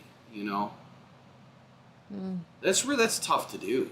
Like, I mean, think about Brian Branch and how difficult it was for him last season to learn nickel and learn safety. They just gave him nickel, and now they're giving him safety to kind of focus on. So I hear what you're saying. I just think that maybe he got some reps in at safety, and they're wanting to see that for whatever reason. And I also agree that they want him to get some reps so they can kind of see what he's able to do. And so far, it's been an epic failure. yeah. Oh, I we think- caught the ball on the kickoff. That's a first. Made it up to the 29-yard line. Lions up to the 29-yard line. We And- caught it on the last kickoff, right, with Isaiah Williams. Yeah, who brought it back this time? I didn't see. Let me see. I'm watching it now.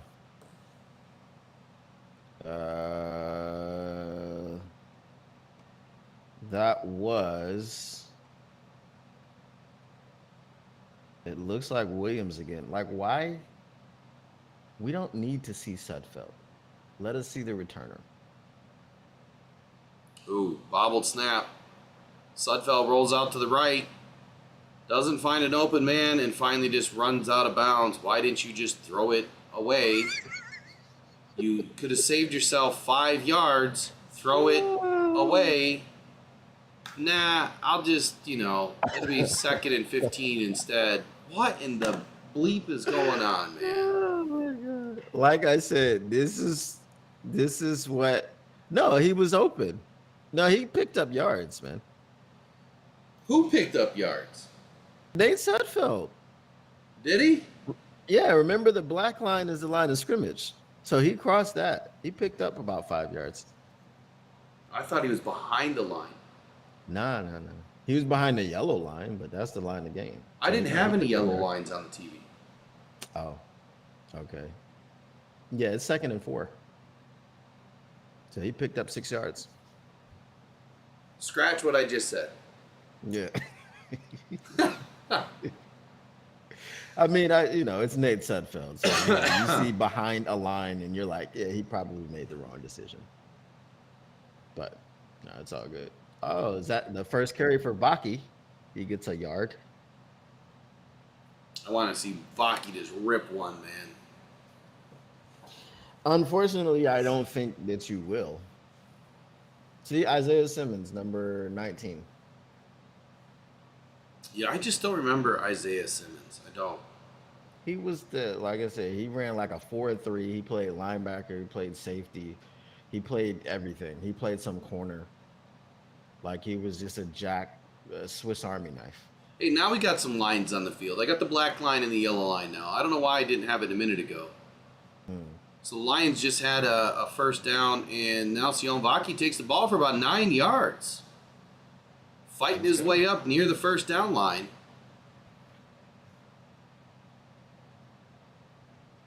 I want to see him run a wheel route like he did in college and just take that thing to the house. I think Lee McNeil's eating a mouthful of seeds. He's a true baseball player at heart, man. Lee McNeil loved him some baseball. All right, so it is 2nd and 1. Are we going to power it up the gut? Man, the Giants are flopping all over the place. They're moving left. They're moving right. The Lions are going to go pass. Sudfeld. Gets up, runs for the first down, and does the broken giraffe to the ground. The broken giraffe. Yeah, I call Jared Goff the giraffe. That was a broken giraffe. Interesting. Yeah, when Jared Goff runs, man, it's like a giraffe. Just kind of They just kind of, you know. Let's go watch Discovery Channel tonight when we're done and watch a giraffe run, and that's Jared Goff. No one is an uglier runner than Peyton Manning. Yeah, I could probably agree with that. Vaki makes a nice cut up the gut for a gain of 15 on first down. Ooh. Wow, where's this been all night? He's quickly got 30 yards on the night almost. There you go. Maybe the Lions did know something when they picked him up. Oh, hold on. No, I knew something before the Lions did. That's why they got him. You thought he was going to play specifically running back? You didn't see the video I put out? I don't remember it. Oh man, I remember you putting out the video. I put out a video, but I don't remember it specifically at running back. So of course, I thought he was great for all the things that he could do. But when they drafted him specifically as a running back, and I thought that was weird. I thought he was gonna play both.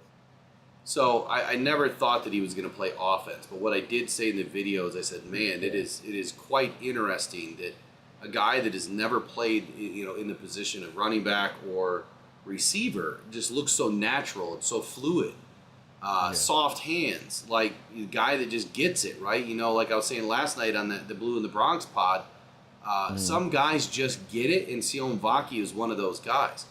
And to have that natural ability to be able to play both sides of the ball in a pinch, play on the offense, that's what kind of allured me to Vaki, and the fact that he was also a safety and could play special teams.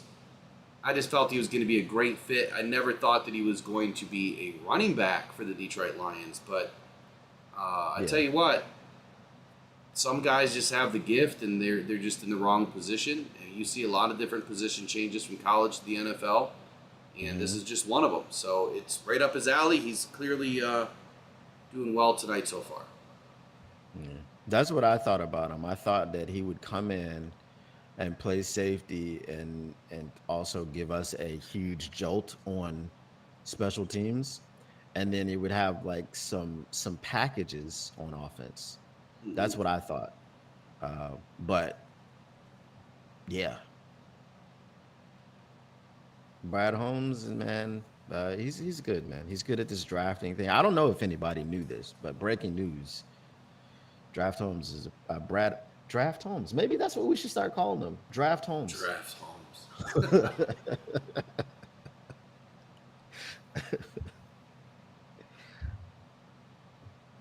So, Michael Garrity says, hasn't seen anything from Betts yet. Mike P says, has been on the field. I don't know that he's been on the field yet. Has he been on? Yeah, I haven't seen him.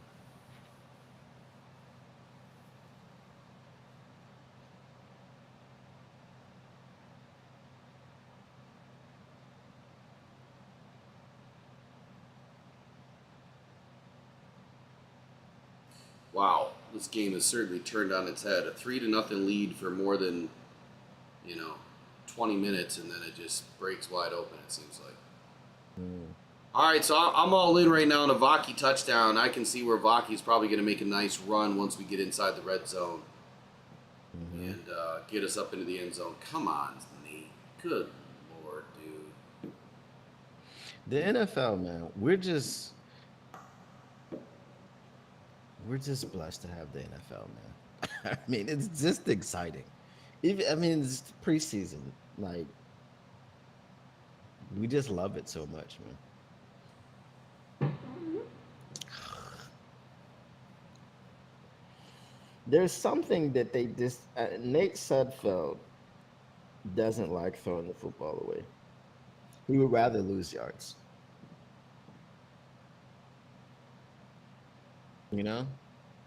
Yeah, it's definitely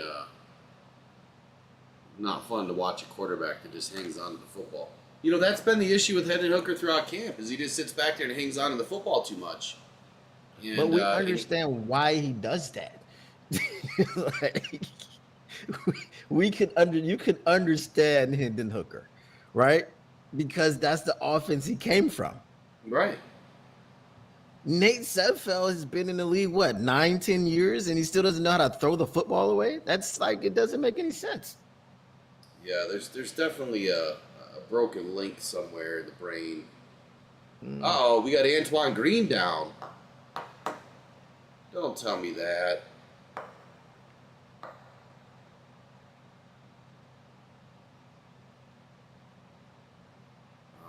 Another nice stutter and a run by Vaki. Picking up a few tough yards. Looks like it's going to be 4th and about 2. Where did we see? Hold on. I don't know. Someone said Green was down, so I'm still waiting for this play to end. I'm looking like. Oh, there he is. How far ahead are you guys? Yeah, he's down. Ah, I see him. Yeah. He's laying on his belly though, so that's not a good sign. Yeah, he rolled over. He went down on his back and he rolled over.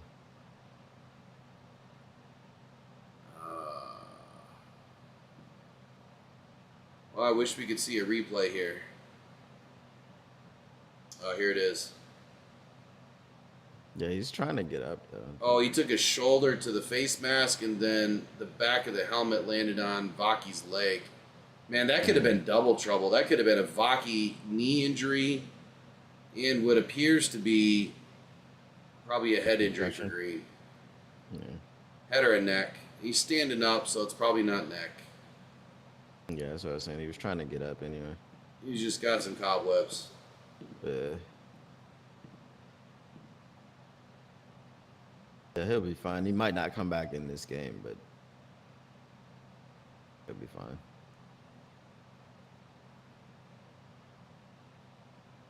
All right, Green. Way to get off the field, buddy. Good job. Yeah.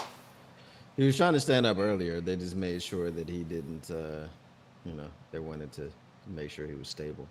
Yeah, we can't see the Lions losing any more players right now. It's too early. And we got an early bye week.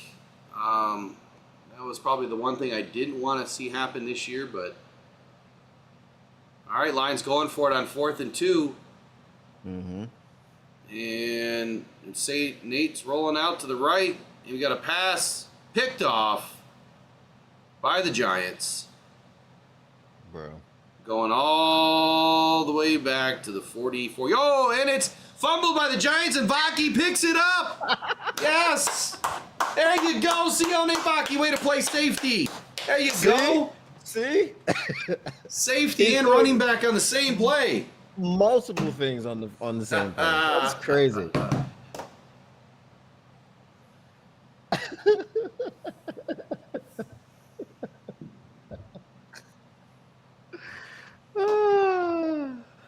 Hit a dead center, Vaki. That you. Crazy, bro. I forgot about the sound bites. I got to get more queued up. Yeah. That's crazy. Oh, looks like we got a Lions already ripped his pants tonight. What? Like, what was Nate Sudfeld looking at? Yeah. Well, he wanted to throw it away. He said, "Yeah, I'll throw it to a Giant." Dude, there were 3. He threw it into triple coverage. But I can't believe they're leaving Vaki in without a breath right now. That error was, because it wasn't going to be we weren't going to get the first down. So. What is Nate doing? Get rid of the ball, Nate. He just does not look like anybody that should be playing NFL football. Nate Sudfeld knows he only has 50 seconds left in this game, and it's probably going to be more like, 20 seconds of game time. Well, then they need to put him back in the shotgun and start flinging the ball downfield because he almost fumbled. Yeah, he almost fumbled again. Like he turned around and stared a defender in the face like, "Oh, what do I do?" There's that guy chatting. And then turns around and then runs into everybody else and then falls down.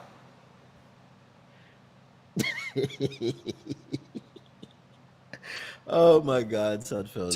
Tom Kennedy's got to be like, man, I can play quarterback better than this. Probably. Didn't Tom Kennedy play lacrosse? I don't know, but I thought he played a little quarterback in high school. Everybody did. Come on, Nate, get rid of the ball. There you go. DPJ out there. We got Davis in the game. Caden Davis with a catch on the flats. Moonscar Blade, you're there it goes. Okay. He put time to get Hooker wet, and yeah, that got flagged by YouTube, but it looks like it was fixed.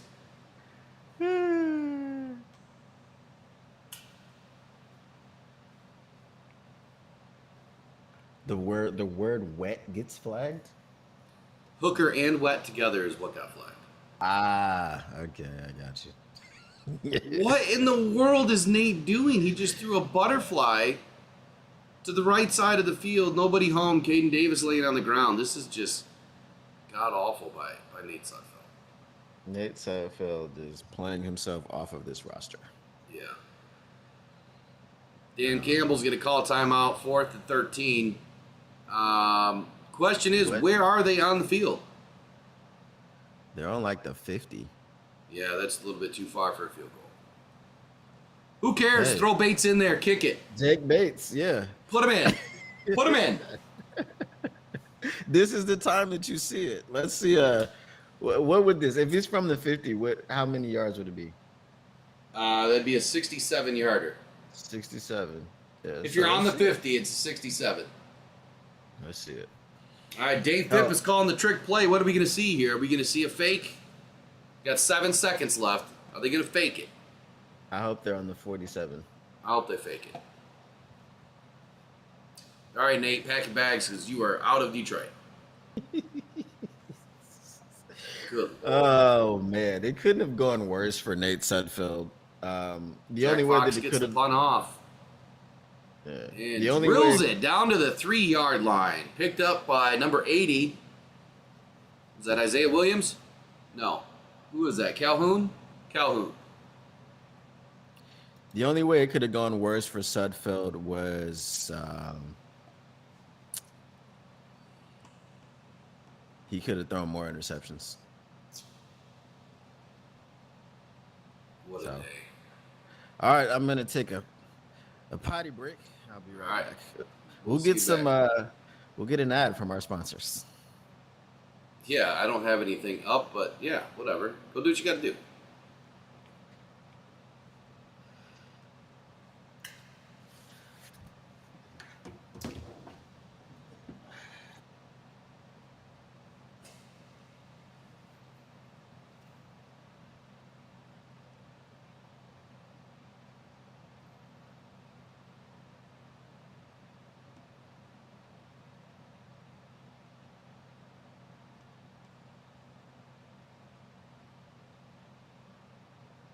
Give me just a minute. I'm going to try to cue something up that we can watch here. Just give me just a second.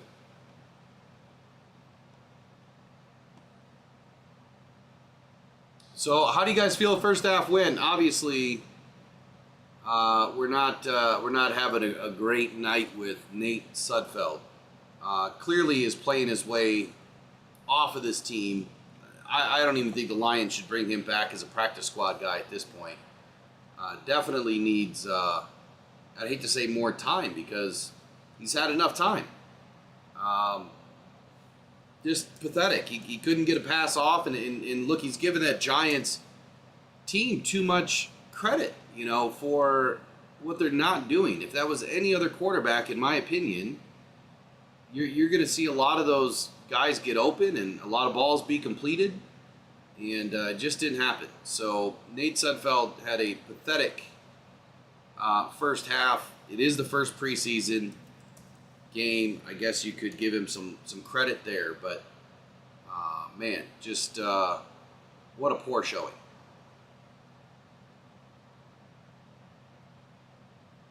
I guess the highlights from the first half would be Sione Vaki. So everything and more. Look, this guy is the real deal. He picked up the rock. I think he has about 20 or so yards. We'll pull up the stats here in just a minute.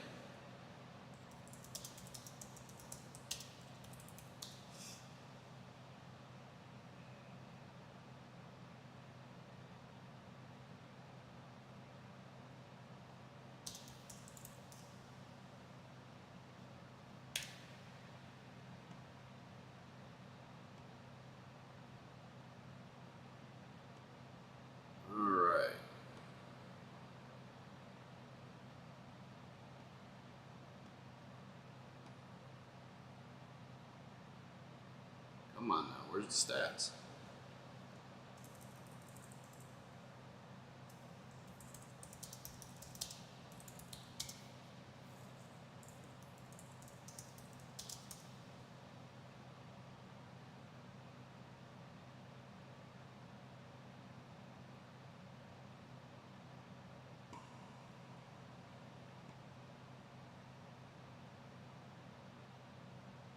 Okay, here's your first half stats. So Nate Sudfeld was 7 of 15, 40 yards, no TDs, one interception.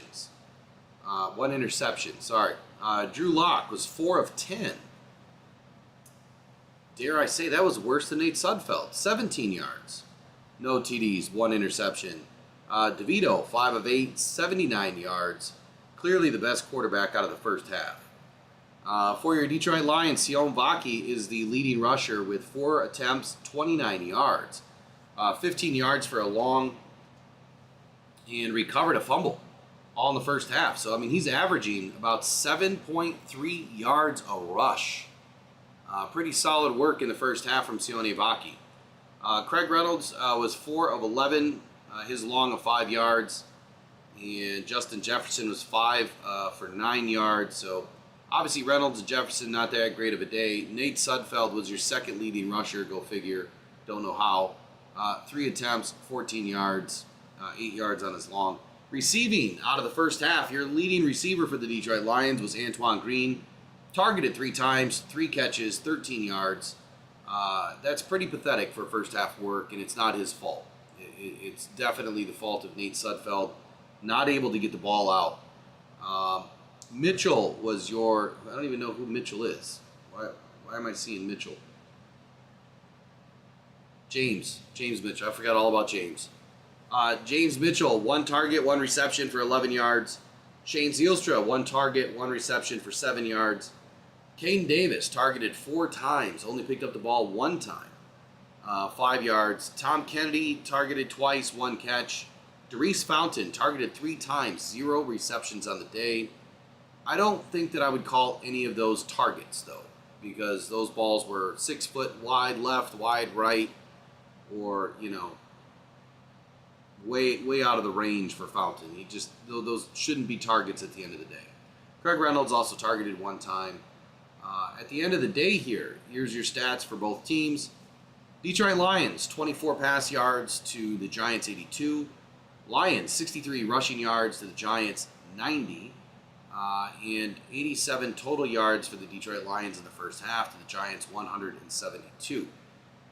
Here's what I will say, because those stats are a little alarming to me for the Giants. Obviously, really alarming for the offense.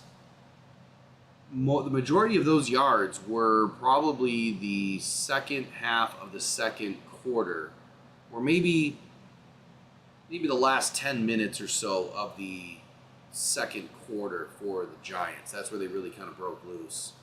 We're getting some big plays. Any thoughts on first half stats? You got to unmute, though.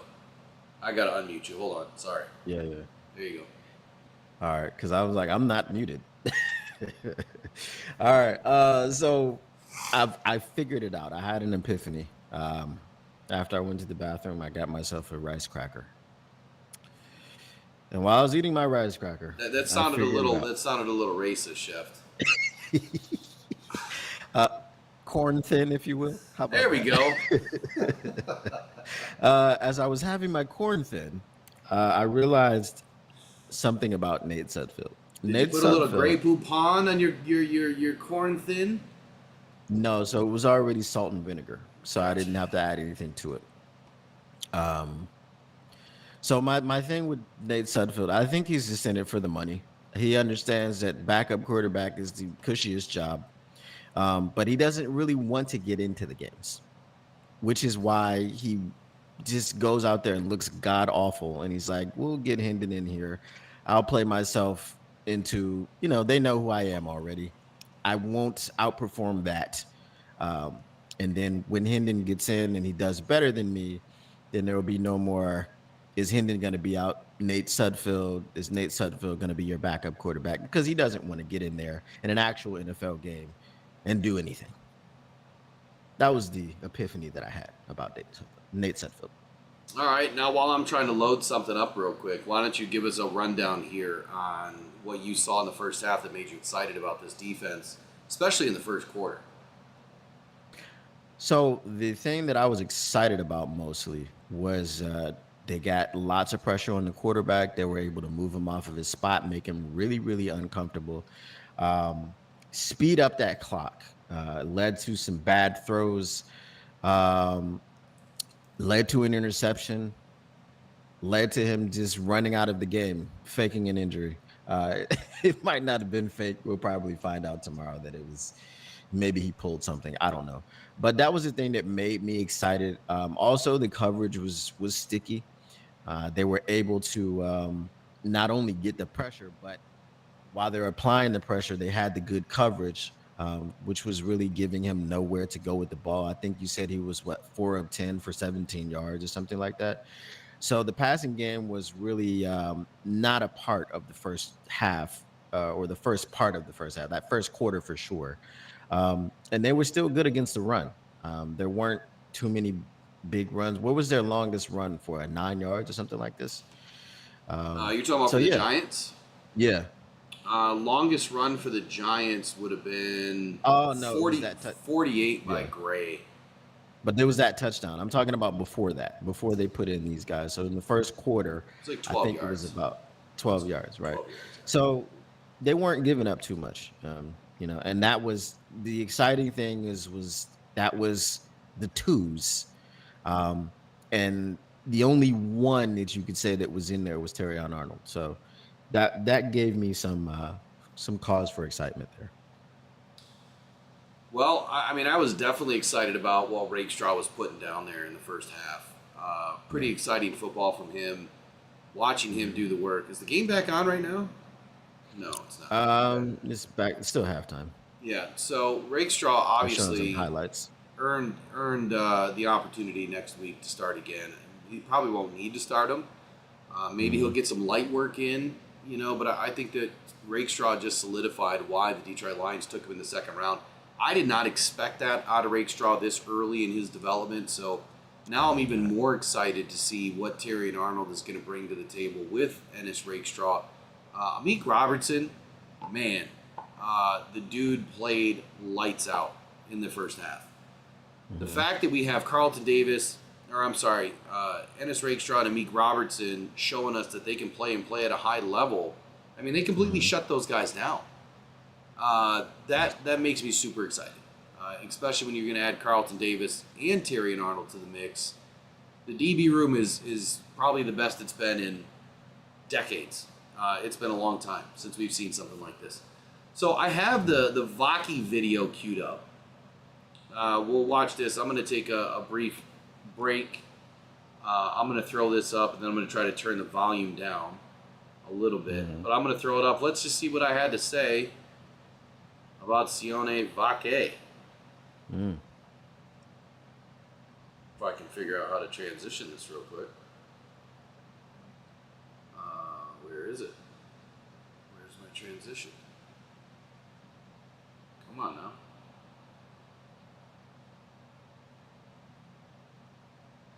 Rick says practice squad QB is the greatest job in sports. I get it. All right, here we go. So what I'm seeing from you is just your camera. Yep, hold on, here we go. Okay.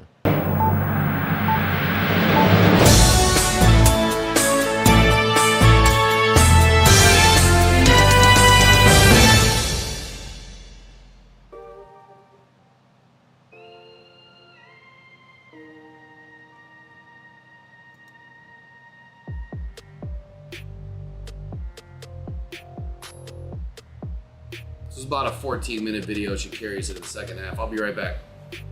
Alrighty. Okay, we're breaking into our first safety You can today. hear the audio. Sione Vaki. And this guy is quite electric. You're going to love his highlights here in the second half of this video. And I got to tell you, I'm really impressed with him.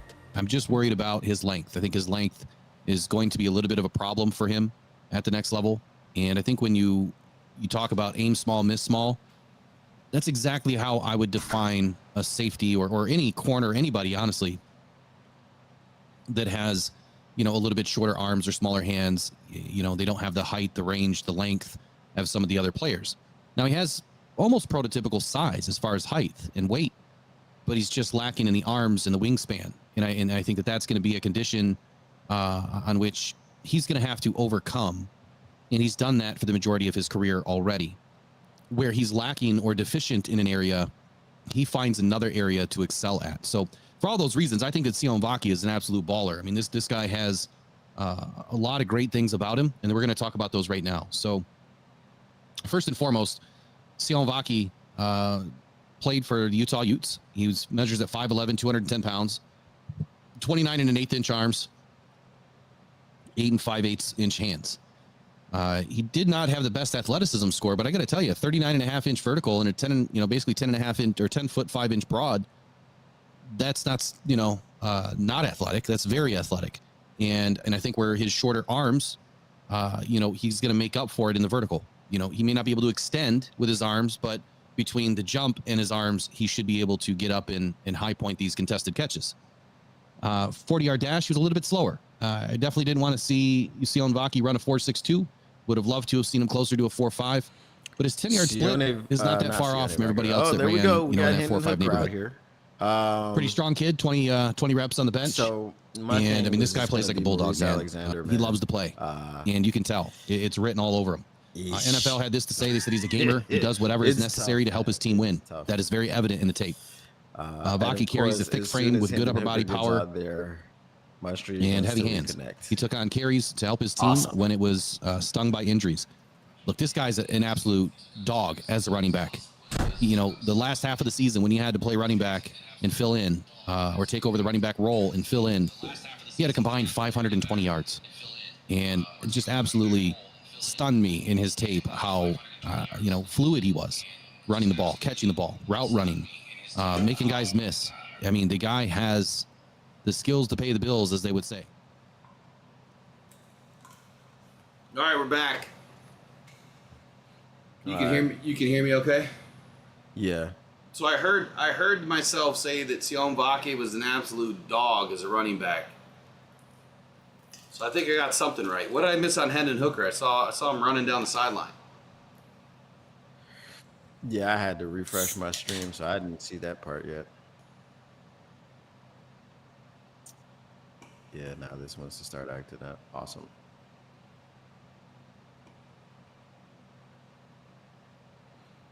All right, let me pull up my backup.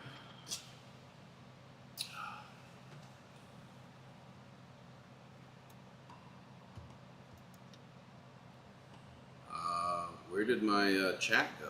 There it is.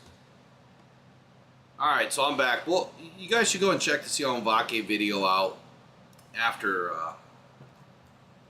tomorrow or something. Just see what I had to say about the guy. See if I got anything right. I didn't get a chance to rewatch it again, so I'm gonna have to watch it again myself tonight.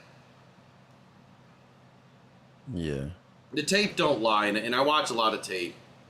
Oh, he stayed up. No, he did not go down. I did not see a knee hit the ground there. So far, we've got one run that went nowhere and a pass that went nowhere. I'm not sure what happened on the first play. So we got DPJ in, Zonovan Knight, Giovanni Manu, Hendon Hooker back at quarterback, of course. I can already see a much bigger difference between Sudfeld and Hendon Hooker. Hendon Hooker actually looks the part. Yeah. Oh, there he goes with some speed. Oh, he's still up. I don't want to see him get hurt, but now we're down to fourth down territory. He kind of tucked it and ran a little bit early. Probably could have eked out a pass somewhere. Hey, man, we're 1 of 9 on third downs. Now we're 1 of 10, but at least, at least he picked up some yards, man. Yeah, I mean, look, it's positive so far for Hendon Hooker. Nothing negative. We're 0 for 2 on fourth downs, too. We're going for it on fourth down right now at the 48-yard line. 4th and 2. Mm-hmm. And Lions going to the hard count, trying to draw him offside. Lions are going to punt the ball. Yeah.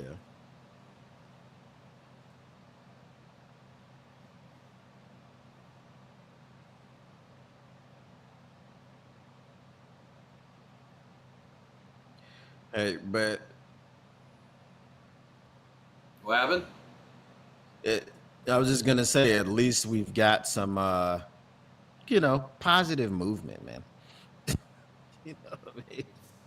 Well, if Goodness somebody in the gracious. chat could tell me what happened at the very beginning when Hendon Hooker came in, I saw him running down the sideline. Did he pick up a first down, or was that the first down play that just went through? Nice hit.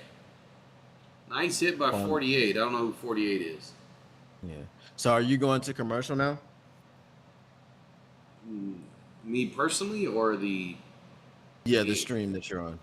No. Nope. It is Giants ball. Right now they've got Mark Brunell talking to Nate Sudfeld. Now it's on commercial. Okay, so I'm ahead of you guys. Okay, good. We can fix I had that. I had to switch my stream. I'm on a Wendy's commercial.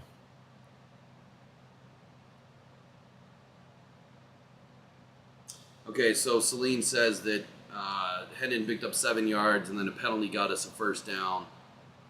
Yeah, we know that Hendon can run, and my biggest fear is that he, like what we just saw, he's going to pull it down and run too quickly, and I'm hoping he does. I mean, it's kind of like a tale of two stories, right? All the last 2 weeks, he's holding the ball. Not getting rid of it. Now he's just tucking and running. I think that's the difference between, game and practice. Yeah. I mean, I'd rather see that than what we saw from freaking Nate Sudfeld, bro. Oh, Like, 1,000%. 1,000%. I'd rather see you get 7 yards than to run backwards and then run out of bounds. You sure about that? Hey, 100%. I hope we get to see a better drive for him coming out, with his second opportunity. Yeah. Get the cobwebs out. Let's air this ball out for the rest of the game. I want to see some passes, man. Any word on Green? Has anybody heard anything on Green since we don't have the audio playing? Has anybody heard anything on Antoine Green?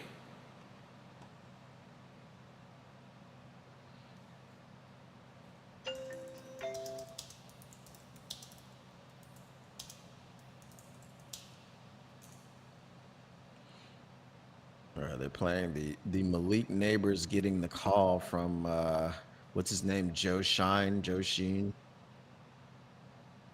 the Lions GM. I don't know. Yeah, so I got Bob Papa and Phil Sims. So I'm on straight up Fox NFL right now. Yeah, I'm in the game now. The game's back on. Yeah. Joe Shine is talking in the booth. Yeah, so they're showing Neighbors down on the sidelines with his Yeah, I got a different view. I'm watching from behind the defense. yeah. I'm straight up like Fox NFL broadcasts. No local stuff. All right, so we got a handoff off to the left by the Giants. Quickly taken down. name. Vets was in over coverage, but quickly taken down for a short game.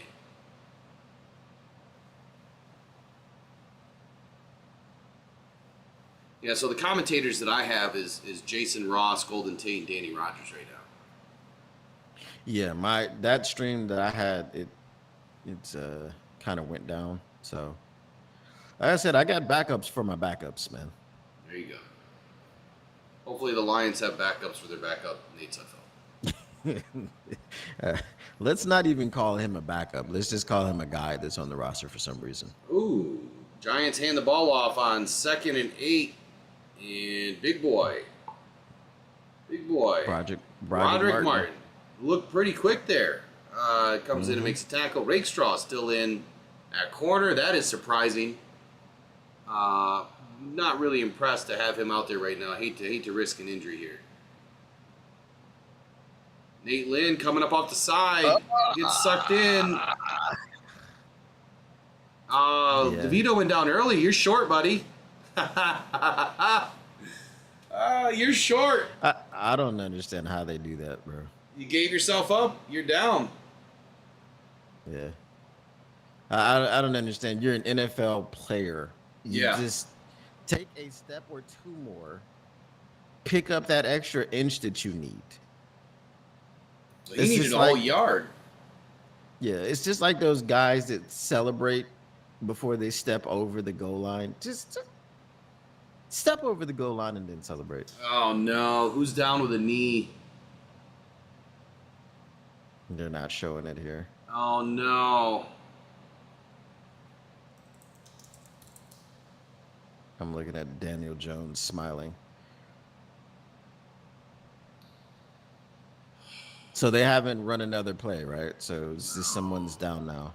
Yeah, so it's Levi Unwazarike. No, come on. No, man. Dave Bada, sorry. Okay. It was I'm not 61. really- 61, not 91. All right. Oh, and I'm that's not really- non-contact. He was just kind of jogging away from the play. I hate to if say it's this, but non-contact. That's probably an ACL. yeah, MCL. Yeah. Yep. Right knee. Sometimes you hope it's just a cramp, which I've been having these wicked cramps lately that no one's been able to figure out. And I tell you what, man, they are god awful painful. So now I have a lot of respect for these guys when they go down with a cramp. Before I would say, come on, man, drink some water. Like, what are you doing? Where's your electrolytes at? Why are you not prepped? And it's like, I'm over here going through it, not even playing football, and I think I'm doing everything right. But Man, I caught a cramp a few weeks ago. I was playing my son in basketball, and I, as you get older, you can't just roll out of the bed and hit the court anymore. And I have to remember that. But, I have football player brain, so I'm like, yeah, I can do it. oh, that was a nice goal line. Well, would have been a goal line stand there by the Lions, but they might be spotting the Yeah. ball for the I Giants. don't know if they got it. I would No, say they they got didn't get it, but they're going to give it to him. Yeah. They're going to give it to him. So, you know what? Let's just be honest, Chef. That cramp that you said that you had, that wasn't a cramp. Your son was kicking your butt. Just be honest. No, we just started. It was like my first drive. I tried to drive to the left, and I took a step, and my calf just cramped up to the point like I couldn't unball my toes. That's how bad the cramp was. Yeah, so I had to hold on real quick. The guys we got a asking about flag. the injury here. So it was Bada. It was not Pascal. It was not Levi. Yeah, it was Bada. It looked like 91, but it was 61. So it was Yeah. Bada. I don't know. Yeah, it was not 93. No, Is there another? Are you guys way ahead of us? 93 is Josh Pascal. So unless you guys are way ahead of us, Yeah. the last injury was to the Detroit Lions was Bada. Yeah, it was Bada. Bada bing, bada boom. David Bada.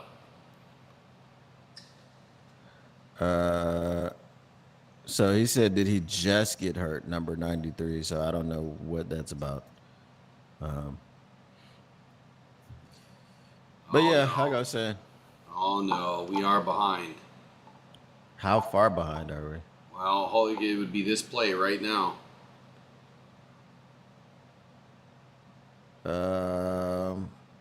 I'm looking for something. I'll tell you what I just witnessed though. Wow. Wow. Please tell me that's who I thought it was.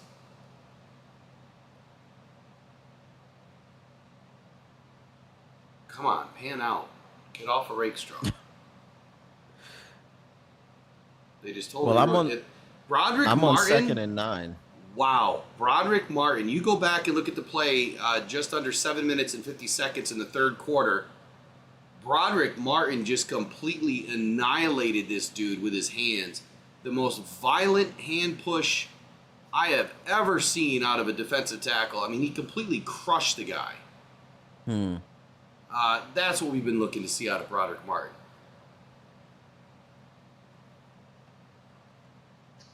Giants in the hurry up. Lions playing tough defense. They get in, almost have a sack, and they make the stop on the outside. Number 29 comes up with the stop for the Detroit Lions. That is Kindle Vildor. Kindle Vildor, okay. We should remember that number. 4th and 2 for the Giants. Remember that number. Dexter Lawrence, back-to-back seasons as second team All-Pro. So that's the one thing that you, like, if you guys have never realized, you're missing a lot down on the field when you don't watch the local broadcasts. You know, when you're watching the national broadcast, they are concerned about a lot of other things.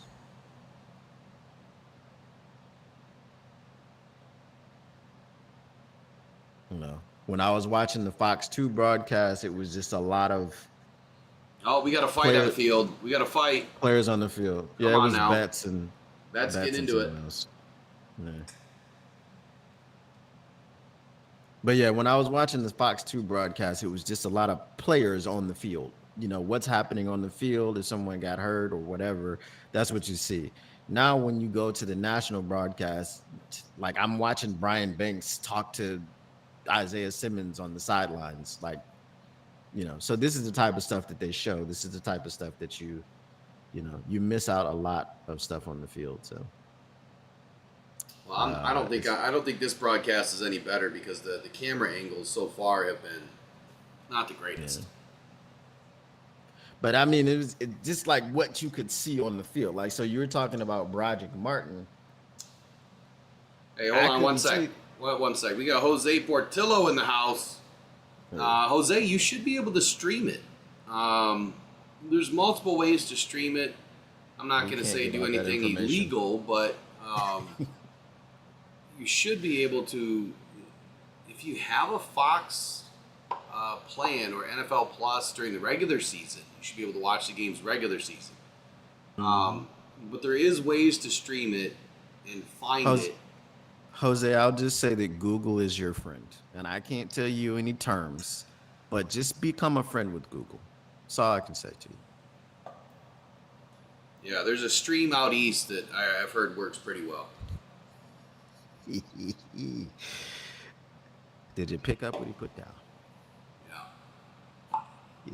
Yeah, NFL Plus doesn't have it on tonight. They only had the Jaguar, I think it was Jaguars on at the 7 p.m. hour. Was it Jags and Patriots tonight or something like that? It's the Patriots and somebody. I don't know if it's Or is Jags. it Panthers maybe? Panthers, Patriots, yeah. That's who it is. Because they were talking about, what's his name? Drake May getting his first NFL start against a team that he grew up watching. I guess he's from North Carolina.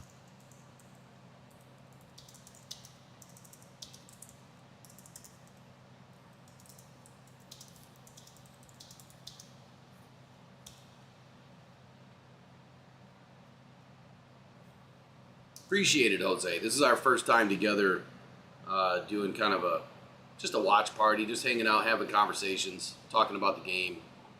Next week, we're going to try to level it up with the audio and probably a different format. This is just kind of thrown together today. I know I do got to go to Cleveland again next week, but I'll try to get a lot of stuff done over the weekend. Of course, Sunday will be in Detroit, so busy, man. This is the season of better not have any plans because Hooker. Okay. Oh. Yeah, that was a flag, wasn't it? I don't know, but I tell you what, Hooker had the wherewithal not to scramble and get out of there. He stayed in the pocket. He delivered a nice ball. That was a beautiful looking ball, but that was good pass protection by the running back over there. Yeah, just a little bit high. Yeah. It's a nice hat. I got the same hat on. Here, Tyrion.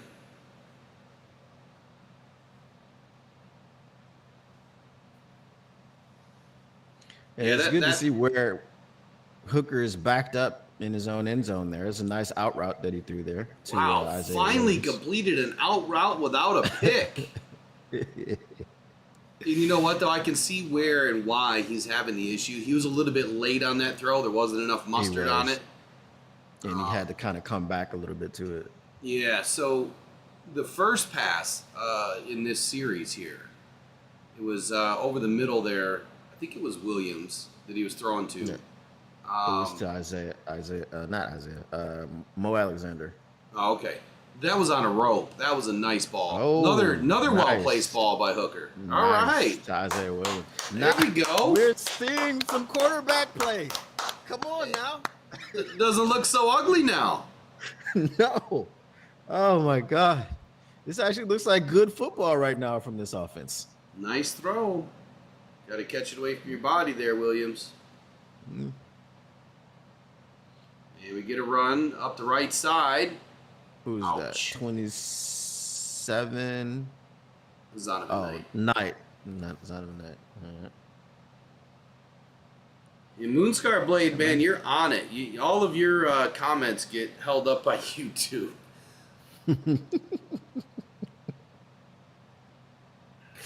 Yeah, okay. I can see why that one would get held up.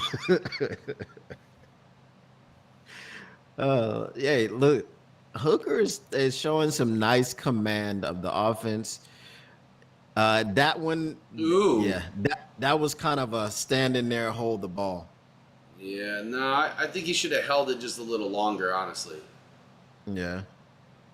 Yeah, he was trying to avoid the defensive line. He probably should have tucked that one and ran. Yeah. Or found somebody that was a little bit taller. Yeah. But that's the thing, like it's encouraging. You're getting, okay, just a few things that he has to clean up here and there. But I think the way that they've been coaching him in training camp, like Ben Johnson said, we're coaching him hard. So we're letting him know when he makes a mistake. Oh, nice catch by 43. What a great way to finish that drive. And there's a flag on the field. What's that? Parker Heath. Yeah, great. Parker Heath? Great Okay. concentration there. Hopefully this is on the Giants. Personal foul, roughing the passer like it. on the Giants. This will be a first down for the Detroit Lions. Jose Portillo has a question for us. He says, so if y'all can pick one player to Ooh. keep and one player to go so far, who are they? And you only get one. Nate Sudfeld off. Get him out of here. That was an easy one. So, Jose, since you didn't say if it was bubble players or, if it's anybody, yep, Sudfeld's got to go. Ooh, I like this. I like what I'm seeing from Hooker right now. Me too. Sudfeld's got to go. Sione Vake's got to stay. On the offensive side of the ball. I like the way he went through his progressions, didn't see anything downfield, hit the check down. What did we get, a 7-yard gain on that one? Man, 9 yards. Kind of hung Hooker out to dry, or hung Hess out to dry on that play.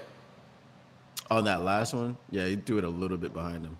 Yeah, but great concentration, man. The guy looks like a linebacker. Mm-hmm.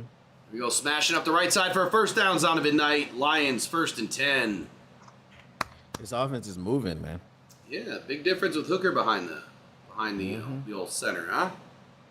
I told you. That's why I said I like what I'm seeing from Nate Sudfeld. I like what I'm seeing from Nate Sudfeld because as painful as it was to watch, it was a very, very low bar. Oh. And Hendon was, Very, very smart play by Hendon Hooker. I wasn't trying not to cut you off, but Hooker rolled out to his left. Very tough throw to make for a right-hander.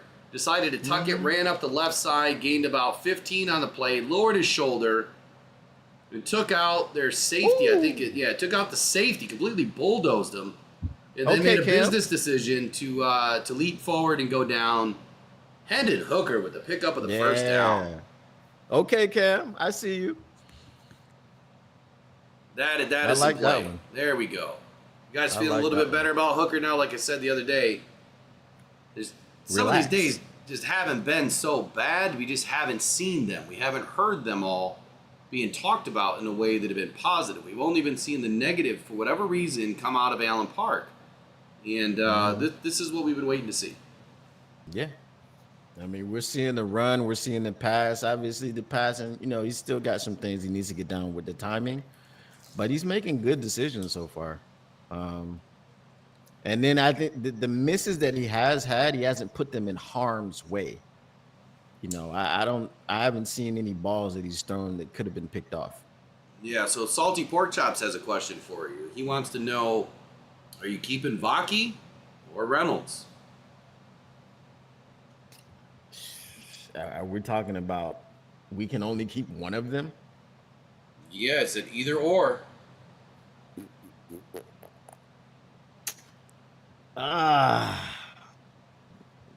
If I'm basing it off of just performance alone, if we're just talking about this one game right now, you have to keep Vaki.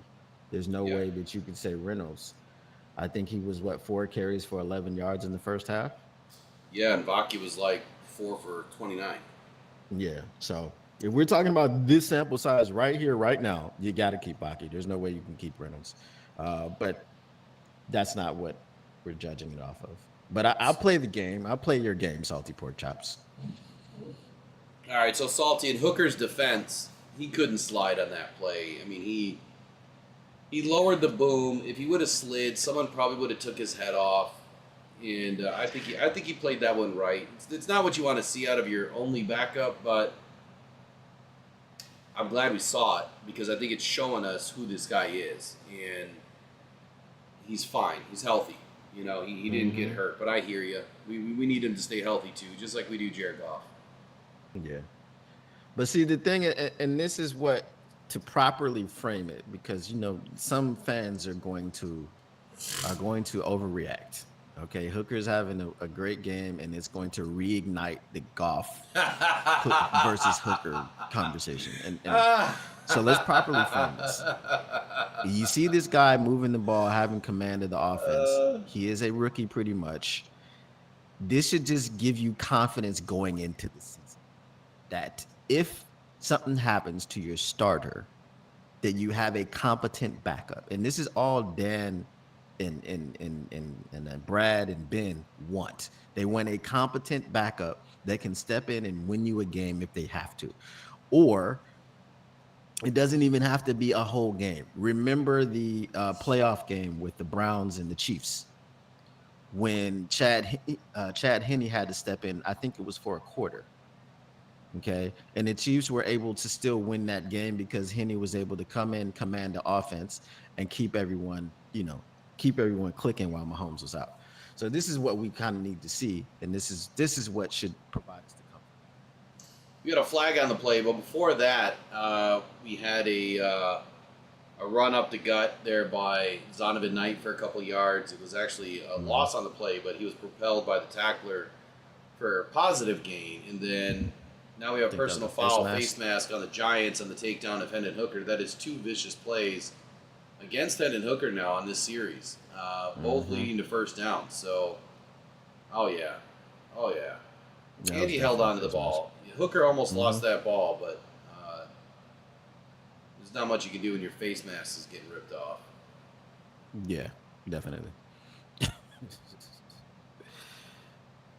All right, this guy's tough, man. Hooker's tough. First and goal. How are we getting this in? Is it going to be a Hooker touchdown pass or a touchdown run? If we get it from here, they're running from here. Or might be play action. No, it's a run. Oh, Zonovan Knight slipped. Zonovan slipped. So let me ask you this. Do you think that they have a special play called Lot Lizard 12? Lot Lizard 12. Yeah. A Lot Lizard reference? No. That's what hookers are, at the truck stops. Lot Lizard. So do they have a Lot Lizard 12 play? Everybody's streaking, you get it? But I'm bummed. Well, if they do have that play, I don't think they're calling it here. Oh, there goes Hooker on the run. Oh, he gets up to about the 4-yard line. I think he hesitated. He could have taken that to the corner. Yeah, he did. He did a little pump fake. Yeah. I'm going.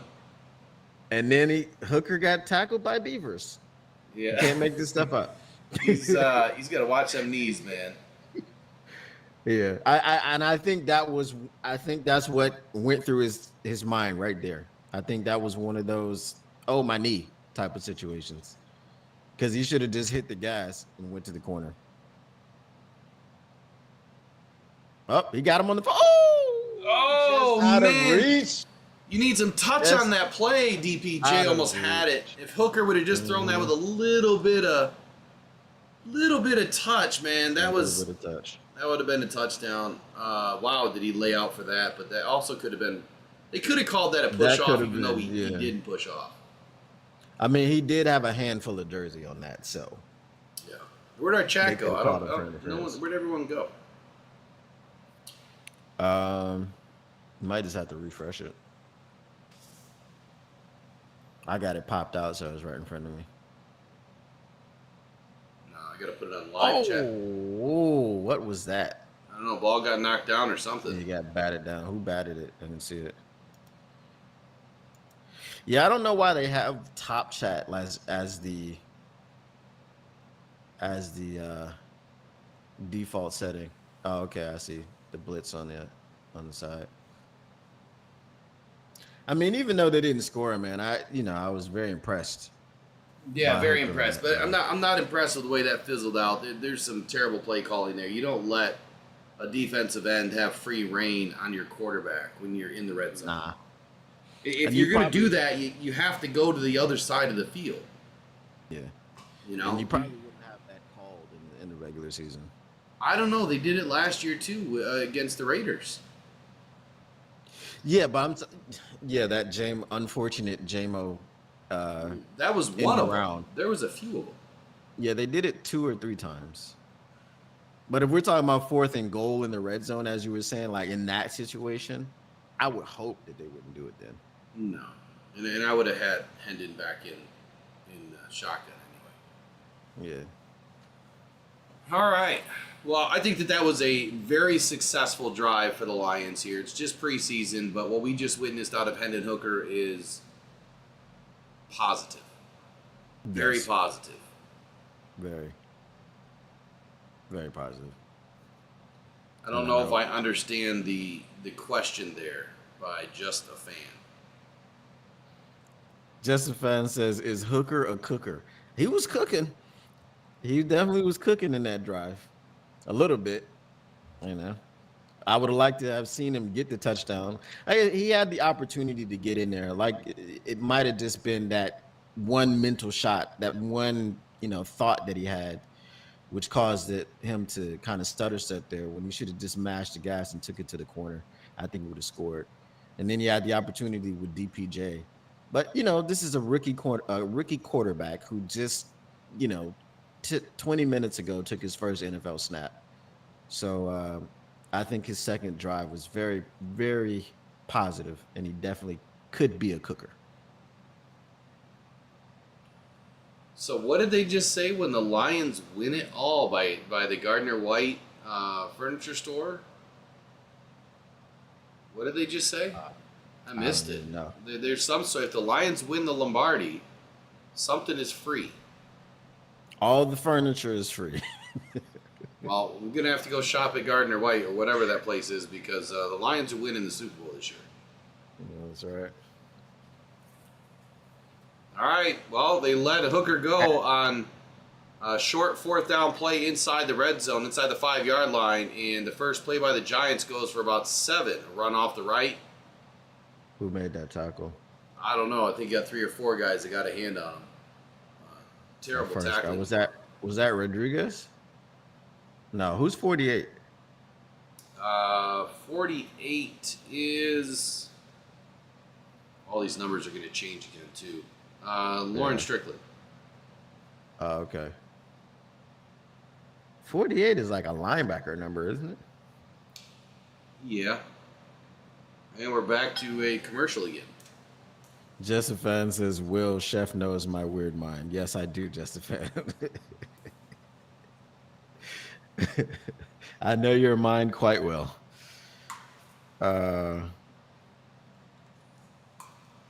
But the thing that I was also, and this is what I said when the drive started, I liked that he was backed up inside of his own 10-yard line, because that's a situation where you would see a rookie kind of maybe freak out because he's thinking about the end zone behind him, and he's overthinking, and he doesn't want to make a mistake because, you throw a pick here, if it's not a pick six, they're getting points. You know what I mean? So I liked his poise in that situation as well. And he led the drive down to, what did they get to, the 4 yard line? Yeah. Yeah. So a lot of positives to take away from that drive. All right, so on commercial break, I need to have another microphone, I think is what I need here. I need to get another microphone set up real quick. I want to do this list behind us, I think, during the commercials. So I'm going to go grab another mic, and then I'll be back. Alrighty. It's all you. All right, let's see what you guys are talking about. What was Salty talking about? You said it was bad.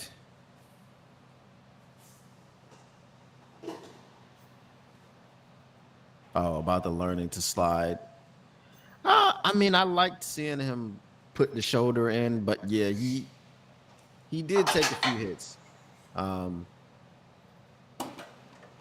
stats through 3 quarters.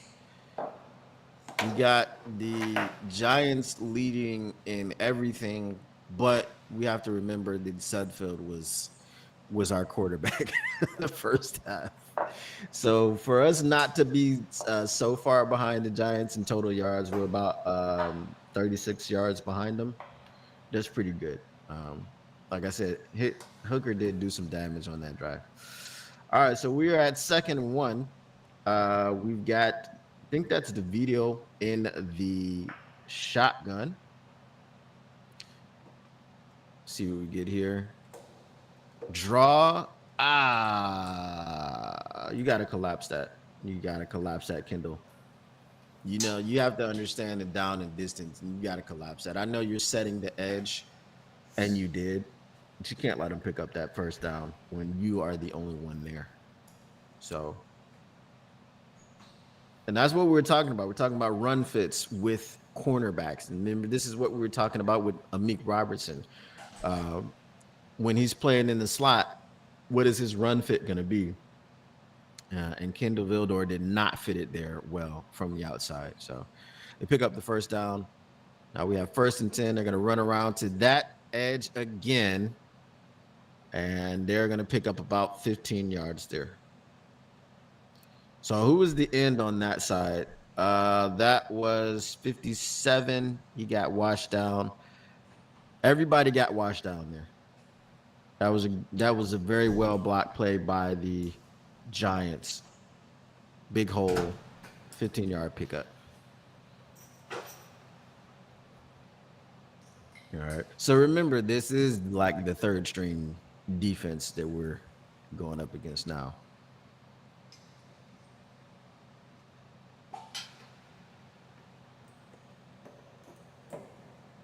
All right.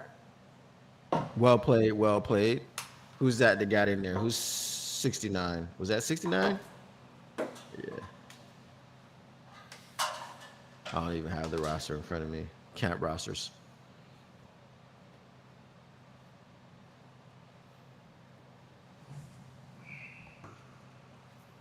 Trey says Betts is getting through the line without being touched. Let's see a pass go out his way. Let's see what he can do on the pass rush. This is a lot of draw plays, a lot of line. All right, let's see. Here we go. All right. Nice interior pressure. Malik Jefferson. Here we got a flag on the play, too. Yeah, it was after the snap, so hopefully it's against the Giants. Hopefully it was a hold. But starting to rain a little harder. It's coming down. So much for a 22% chance of rain.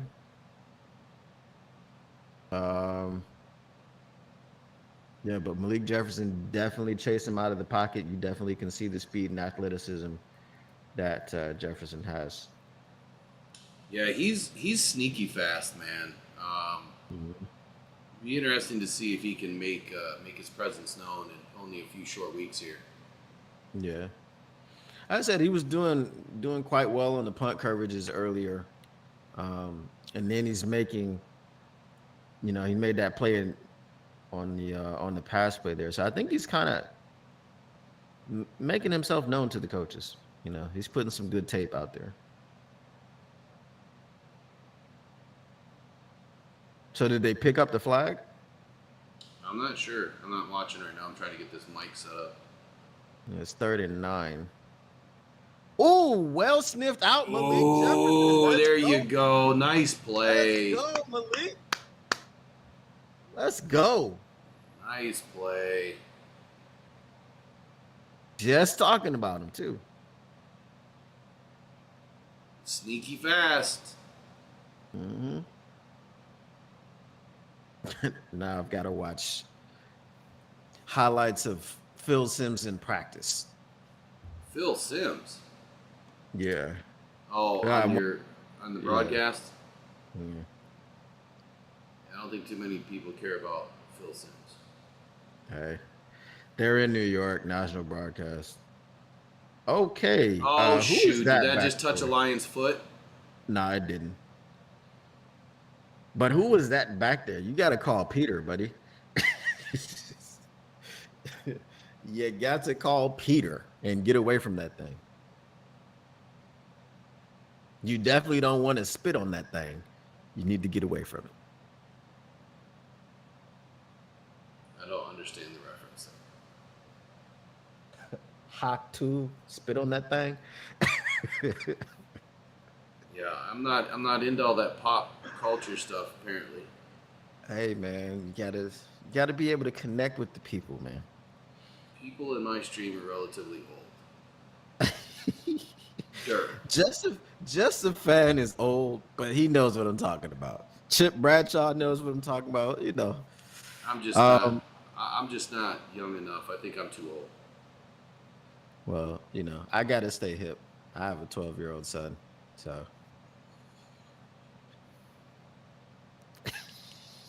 Is everyone getting at me because I called them all old yet?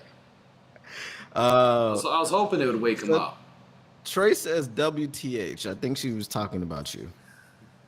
Salty Pork Chop says spit on that thing. They know what's going on in the chat. Oh, that's great.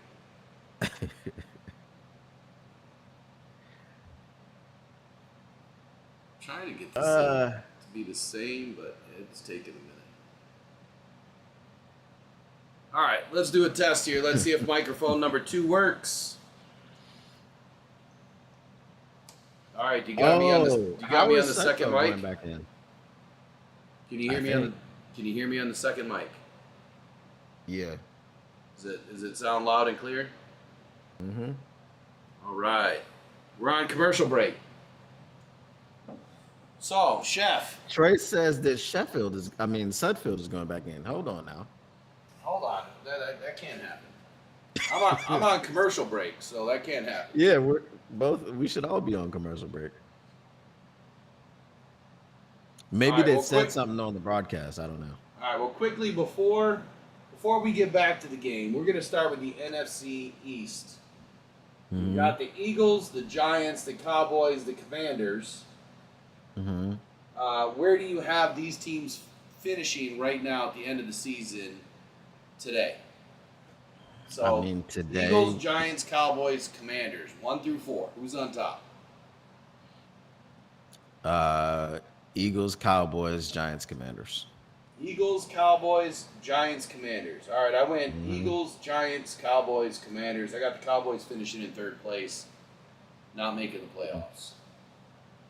Looks like we're back off commercial break. Yeah, we got Jake Funk and damn it, we do have Nate Sudfeld in again. Where's Hooker going? He's injured.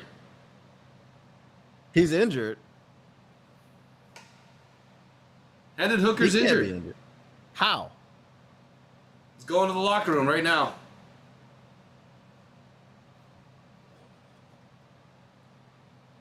Maybe he's just going to pee. No, he tweaked something probably. Better not be a knee. Taking those hits, man.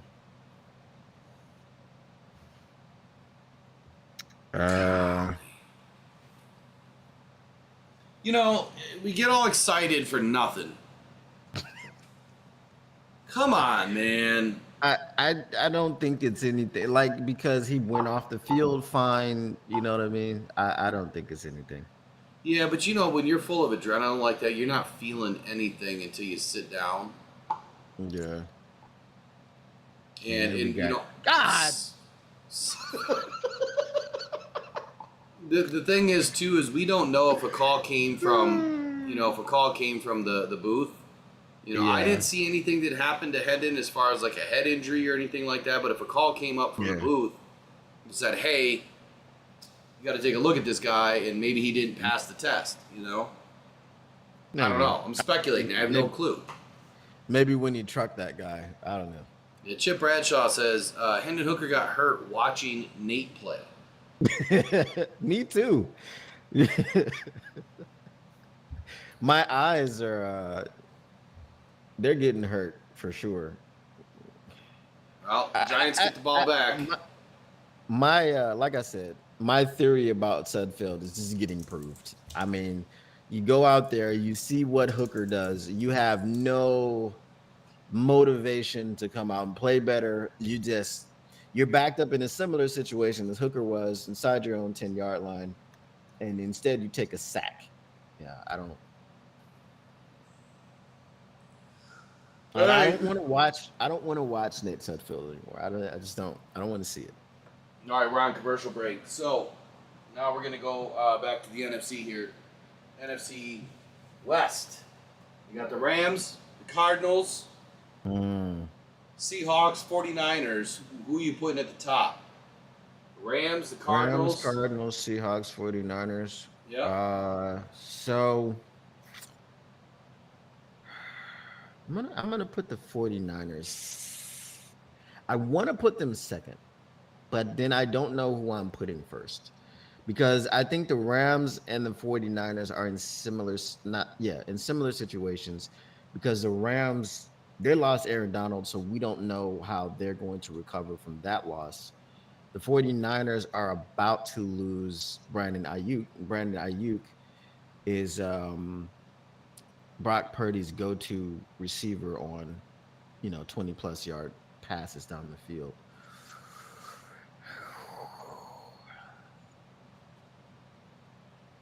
Okay, I'm going to put the 49ers first. I'm going to put the Rams second.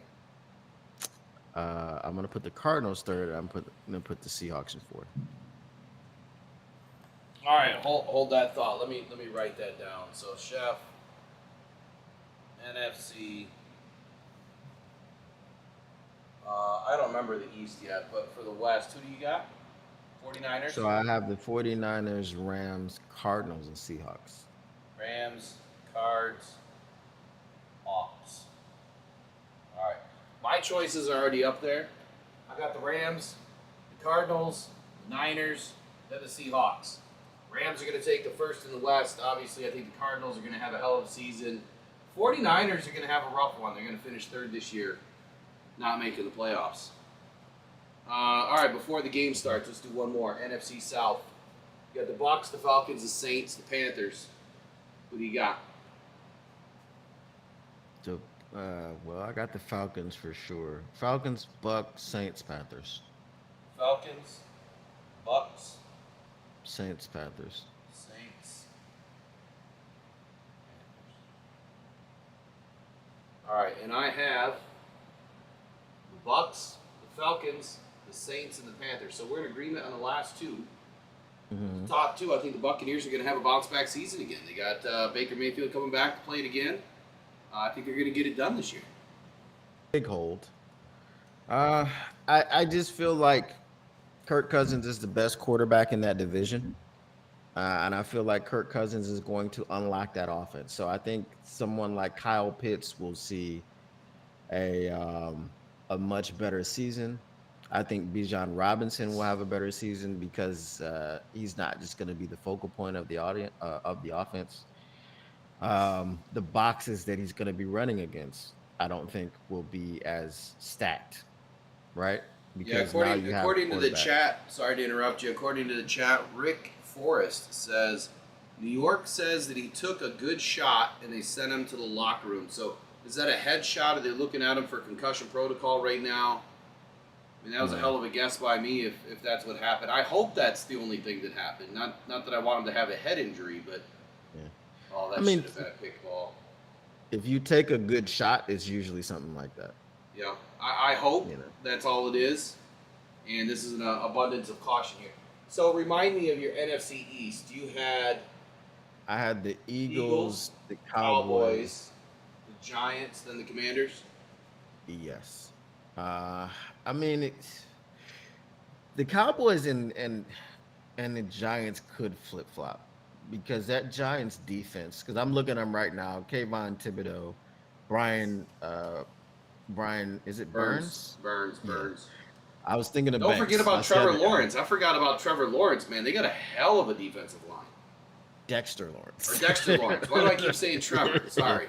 Dexter the molester.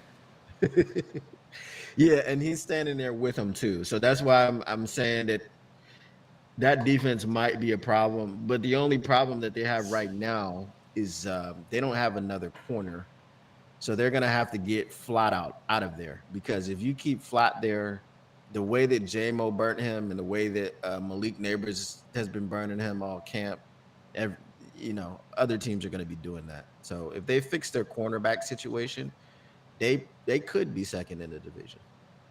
I agree with all that. Let's just keep the show rolling. We're not missing much right now with the Giants. NFC North. Do I even need to question who should be number one on your list? And of course, the Lions are going to be number one. All right. I mean, I think it's pretty much Lions number one, Packers number two. Depends on how much of a train wreck Caleb Williams is between the Vikings and the Bears for the last slot.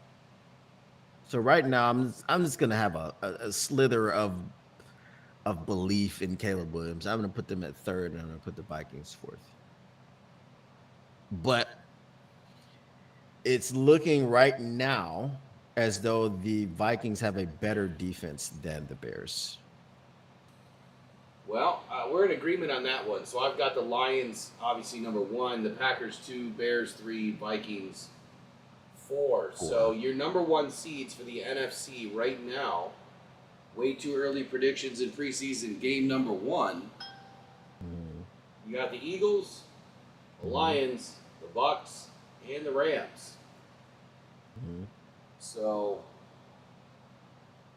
kind of a redo of last season.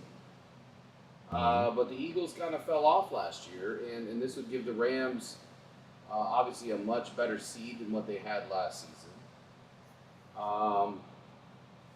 But yeah, the thing with the Eagles, and there's apparently trouble in paradise with the Eagles.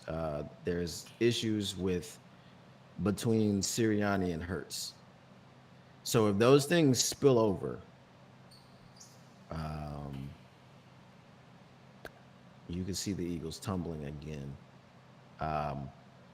And if those things spill over, that means they'll be going over for a second season, because that was part of the issue last year. So I don't see them, if they don't fix it, I don't see them starting off 10-1 again like they did last season. I hope they start off 1-0 for sure. I didn't know there was an issue between Sirianni and Jalen Hurts. There is. So the reports have come out from inside of the Eagles building that Hurts is kind of trying to play for a contract and kind of tuning Sirianni out. There was a play, I believe, in the playoff game against the Bucks where Hurts and Brown got together and just kind of ignored Sirianni. Like, we're gonna do this. So someone else said that they don't give him enough credit, or that Hurts is not giving Nick enough credit for the success of the offense and things of this nature. So they're looking to kind of squash this before the season starts. So I don't know how many meetings they're going to have between each other and how often they're going to sit down and try to do that. But if that's something that is still present at the beginning of the season, then I don't I see it snowballing pretty quickly. So Bazooka Joe, according to G White 713, Bazooka Joe Milton scores the NFL's first passing TD of the season. Says it was a long one. Pats up 17-0. I don't believe there was a passing TD at the Hall of Fame game. Now, obviously, I left about 3-4 minutes into the third quarter, so There were passing TDs at the Hall of Fame game. I don't remember any, honestly. I remember a lot of running. I think Rippin had one. Well, finally, a nice pass by Sudfeld to DPJ over the middle. Yep. Nice little And he's game. muscling. He's muscling. All right, so what's up next here? We're going to do the AFC. AFC East, you got the Jets, the Bills, the Dolphins, and the Patriots. Oh, Patriots are definitely going to be last. Jake Funk with a nice little run up the middle. So we have the Dolphins, the Bills, the Patriots. Oh, no, we got another injured line. It looks like a left shoulder. Oh boy, looks like an offensive lineman. Yeah. Okay, now we see who's down. Is that Soares though? Looks like Skip. No, it's not Skip. No, Skipper's a huge human being. You know if it was him. Connor Galvin, maybe. Well, we cut to commercial over here, so I Yeah, don't it looks like Connor Galvin is down on the field. Looks to be a left shoulder. All right, AFC East, who you got? Jets, Bills, Dolphins, Patriots. Jets. Jets. Jets are my number one, believe it or not, even though I do not like Karen Rodgers. I don't like him with Spam or ham or green eggs. I don't like Karen Rodgers at all. Yeah, I'm trying not to put the Jet. I'm gonna put the Dolphins number one. Dolphins. Yeah, and I'm gonna put the Bills number two, and the reason I'm gonna do it, I don't know. I don't even know if I can do that. I'm not gonna do that. I'm gonna put the Jets number two. Lucky I have a dry erase board over here. Oh, they're bringing out the cart. Jets at number two? Yeah, I'm putting the Jets at number two. Bills are going to be number three, even though I believe that there's addition by subtraction on that offense. I think Keon Coleman is going to be pretty dynamic for them, but they just lost so much on the defense. So you got Miami, the Jets, Buffalo, and the Pats to finish out the AFC North. Connor Galvin is getting taken off on a cart. Man, the Lions have had a rash of injuries in the last 10 days. Thankfully, no major injuries to the starters. Yeah. But still, this is our depth. You know, this is the guts of this team. The team that we need in the deeper parts of the season when guys, need a rest. Yeah, it's definitely not a shoulder. It's definitely a leg. Yeah, definitely a leg. It looked like when he went down, he was holding his shoulder, but he was clearly just in pain. All right, well, hats off to you. Connor, man, that sucks, dude. Yeah. That sucks. Any word on Hendon Hooker? Let me see, now that I've seen.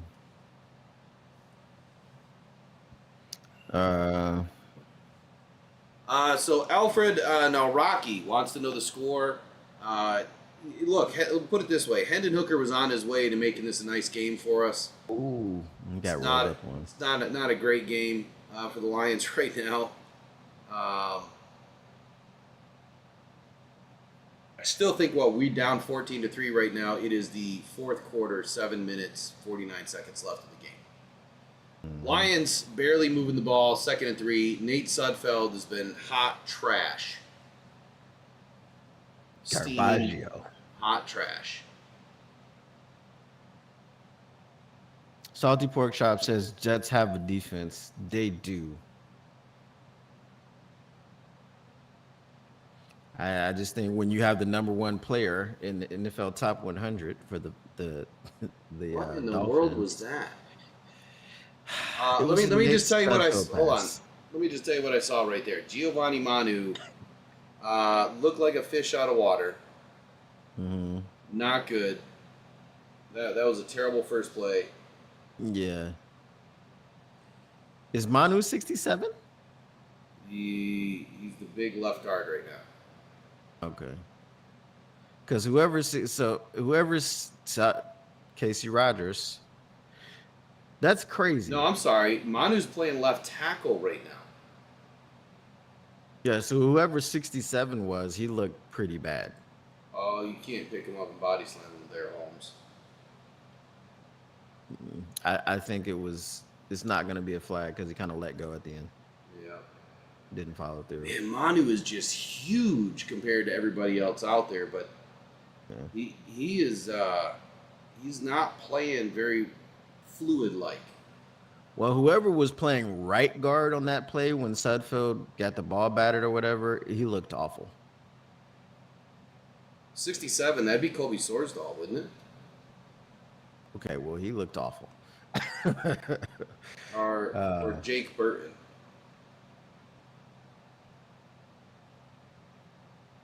It's Jake Burton.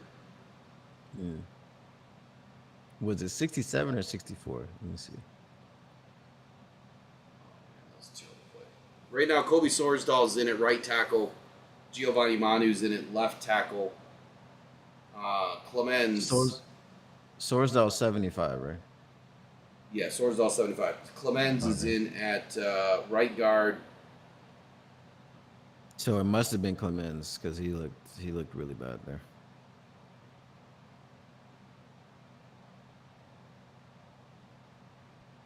And I think we've got Brian Hudson in there at center.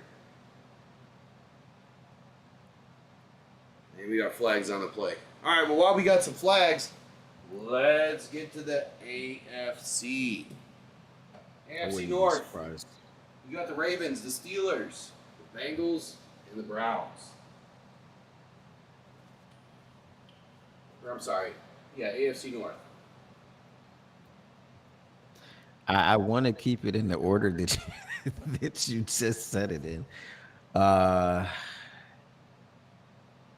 just don't know about Russ, man. I don't know if Russ has it anymore.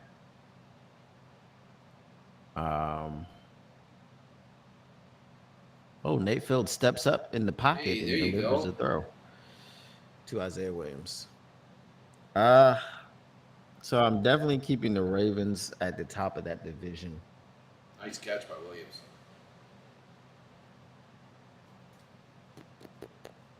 This is a tough division, bro.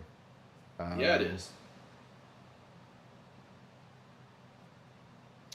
I'm gonna go Ravens, Bengals. Ooh. That's my 1 and 2. Well, Oh, No. Here we go. no. Because I'm thinking of like the people. I mean, the Bengals did lose Joe Mixon. I don't think that's a huge loss, but they also lost DJ Reader. So I think those 17 sacks that Trey Hendrickson got are not going to be there. I would say his production gets cut at least in half. T. Higgins' situation, he's disgruntled. He wants a contract, so I don't know how that's going to affect his play and as it spills over into the regular season.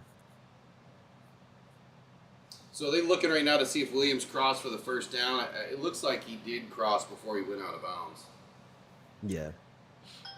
So I'm gonna go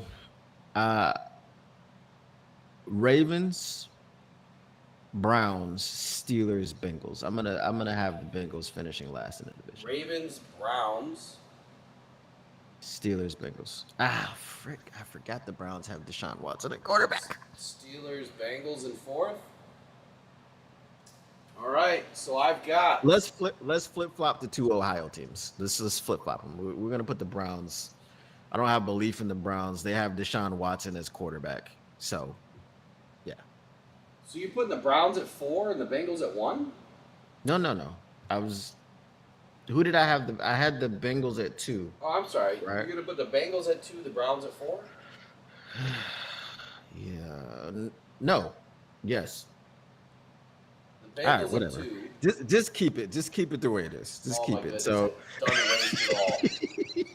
so we're gonna go with Ravens, Browns, Steelers, Bengals. Browns, Steelers, Bengals. That's what it Yeah. was before I erased it 4 times. Yeah, that's why I said just keep it at what it was. Okay, I have the Browns. Deshaun Watson, man. I got the Browns. Then I got the Ravens. Mhm. I got the Steelers. And then I got the Bengals. I got no confidence in the Bengals. They're probably going to make me out to be a liar, but that's all right. Steelers always seem to be in the mix. You know, they're always a 500 ball club. I just don't see them doing it this year with Justin Fields or Russell Wilson. I just don't see it happening. I have no faith. The Yeah, faith that's that why I I do don't have have right now is there's a penalty on the Giants. That's going to be a first Wow, down for that the was Detroit Lions. That was a big pass interference right there. The confidence that I have in the Browns right now is their defense.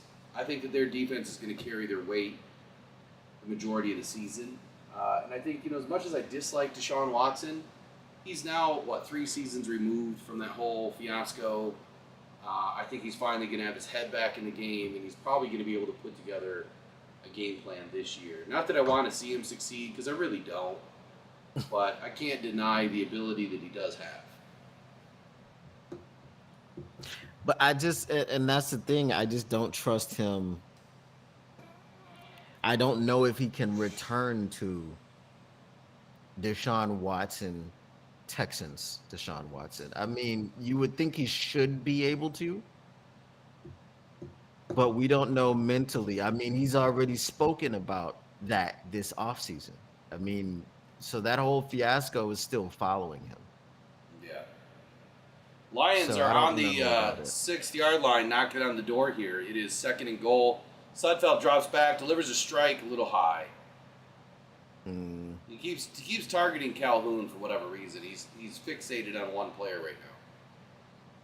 Maybe he doesn't think that number 35 is a good corner, or maybe he was just trying to get another pass interference. Well, before the Lions score here, start thinking about the AFC South, where you're going to have the Texans, the Colts, Titans, and the Jaguars.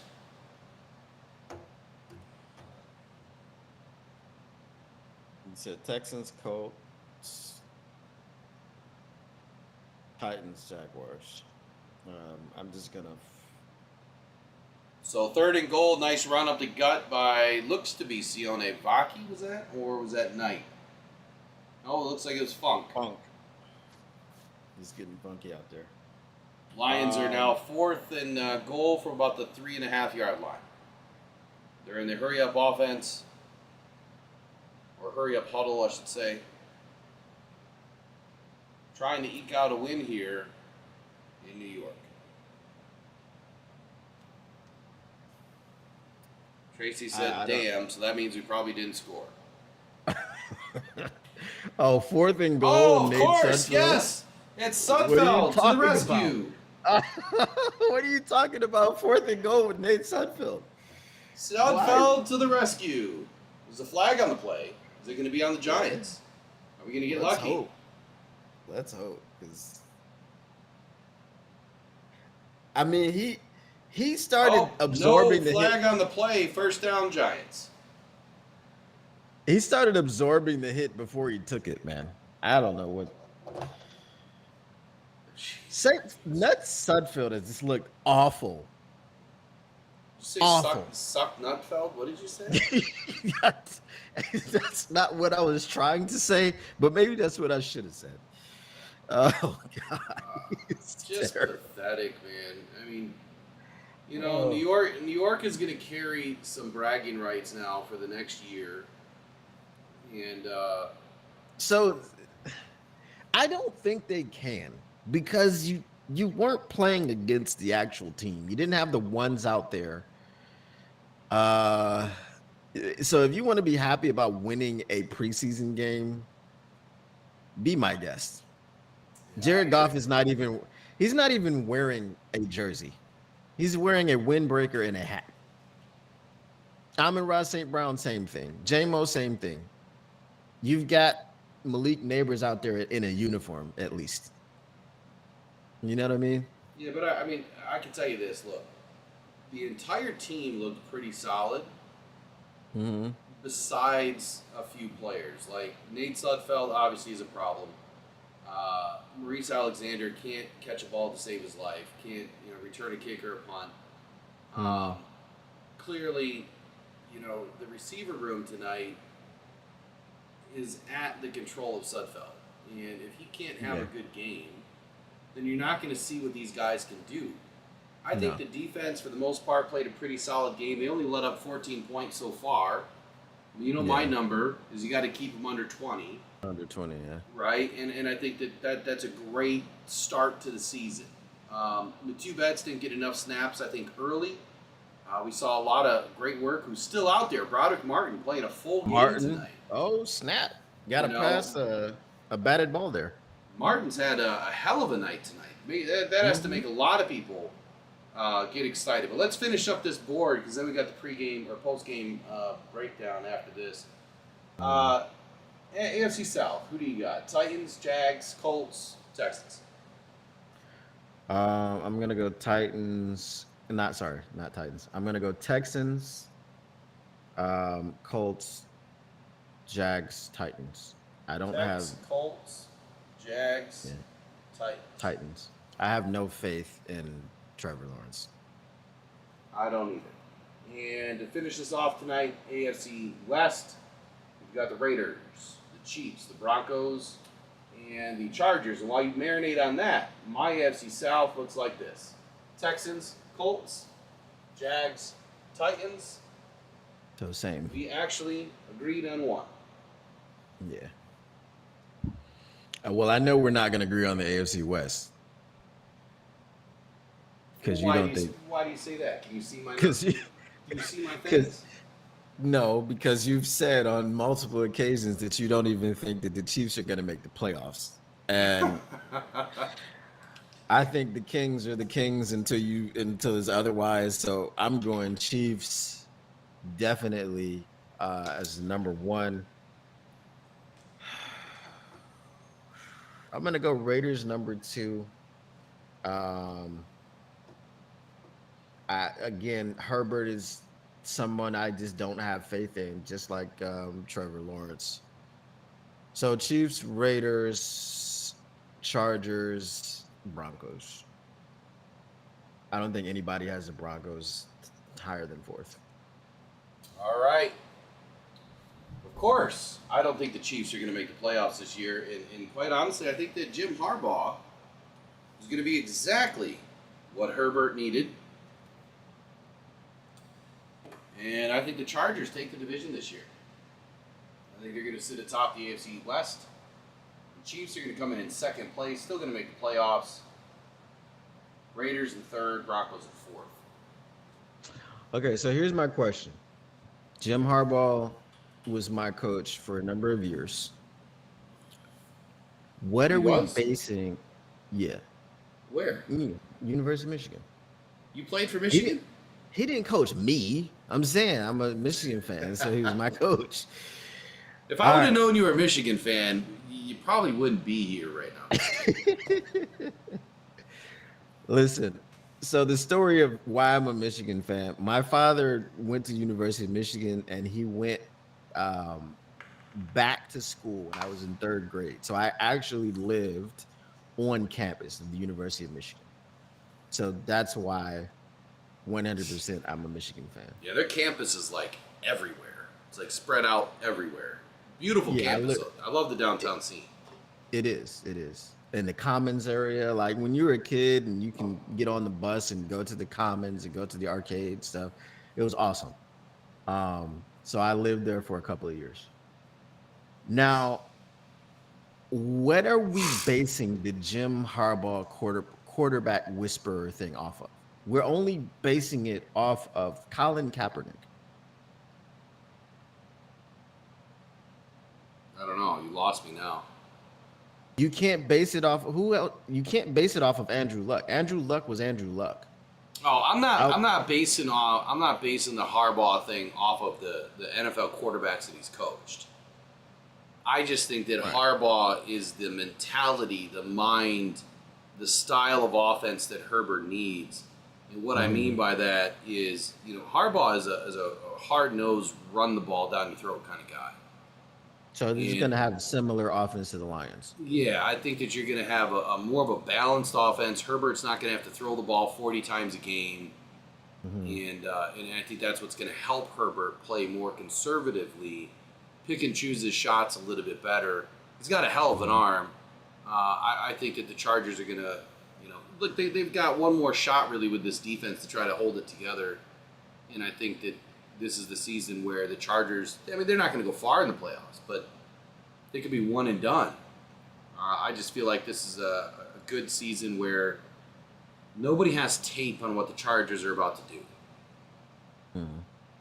New coach, new systems. I think that helps win a few extra games. Early in the season, maybe when you should have lost those games. And for that fact, I think that the Chargers jump out to an early lead over the Chiefs. Look, the Chiefs struggled all of last year.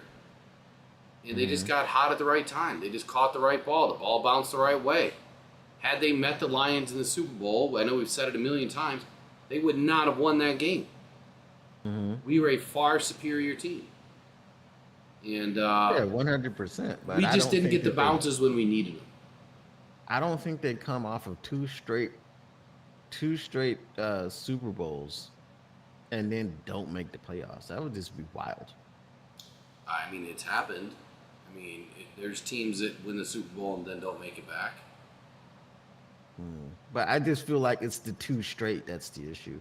But I do want to, because as we were talking, and I'm not going to put the Chargers at number 1. I have them at number 3, and I have the Raiders at number 2. I want to flip-flop them because I forgot that the Raiders don't have a quarterback. They have Aiden O'Connell. Hold on.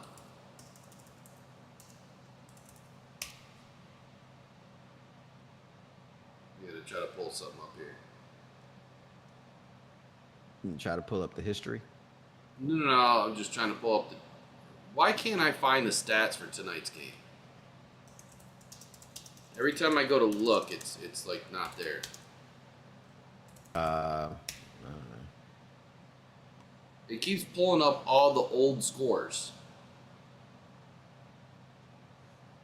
I gotta go to CBS Sports and hit the game tracker just to find it. It's kind of pointless. Yeah.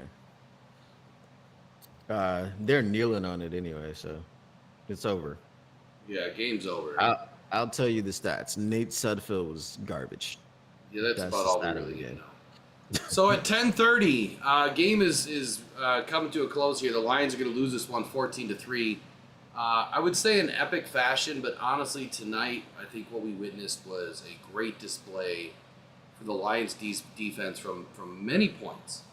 Many players got active tonight and really showed us why we shouldn't be as concerned as maybe some of us have been when we're talking about the defense. This is clearly a defense that can go from worst to first in the NFL. Plenty of players stood out, and we're going to talk about that at 10:30 tonight with a post-game reaction right here on the Rock Down Detroit Lions channel here on YouTube. Chef, do you want to join me for the post-game, or are you gonna take off? Yeah, I can join you for a bit. Like I said, about 30 minutes. Oh, that's right. You don't have to join, man. I forgot that you had other things to do. I can join up for 30 minutes, and then I'll just head on out. All right, we'll do the same screen and scene here. So that's it for tonight's live stream. We'll be back at 10:30. Chef, I'll call you as soon as we're done here. Anything you want to wrap up with before we get to the post-game reaction? I'm not going to give away too much of what I want to talk about until I get into the scene. Nate Sudfeld, pack your bags, retire, please. You know what? We can raise money right here for Nate Sudfeld's plane ticket. I'll be more than happy to start a GoFundMe for it. Man, got to get on the waiver wire, guys. We got to find a quarterback that can play. Hopefully, Hendon Hooker's not injured. I'm going to try to find out some information before we get to the 10:30 hour. If you're watching this, it should redirect you when done, but I'm going to end it now. So if you're watching it later, it should redirect you. If it doesn't, just head over to Rockdown Detroit Lions or the Rockdown Podcast Network and find the next live stream here coming up at 10:30. We'll see you guys in a little bit. Thanks for joining us tonight. It's been fun. It's been real. You got to see a little bit more of the raw, laid-back style of Will Rock tonight. Plenty more to come for the season. See you guys shortly.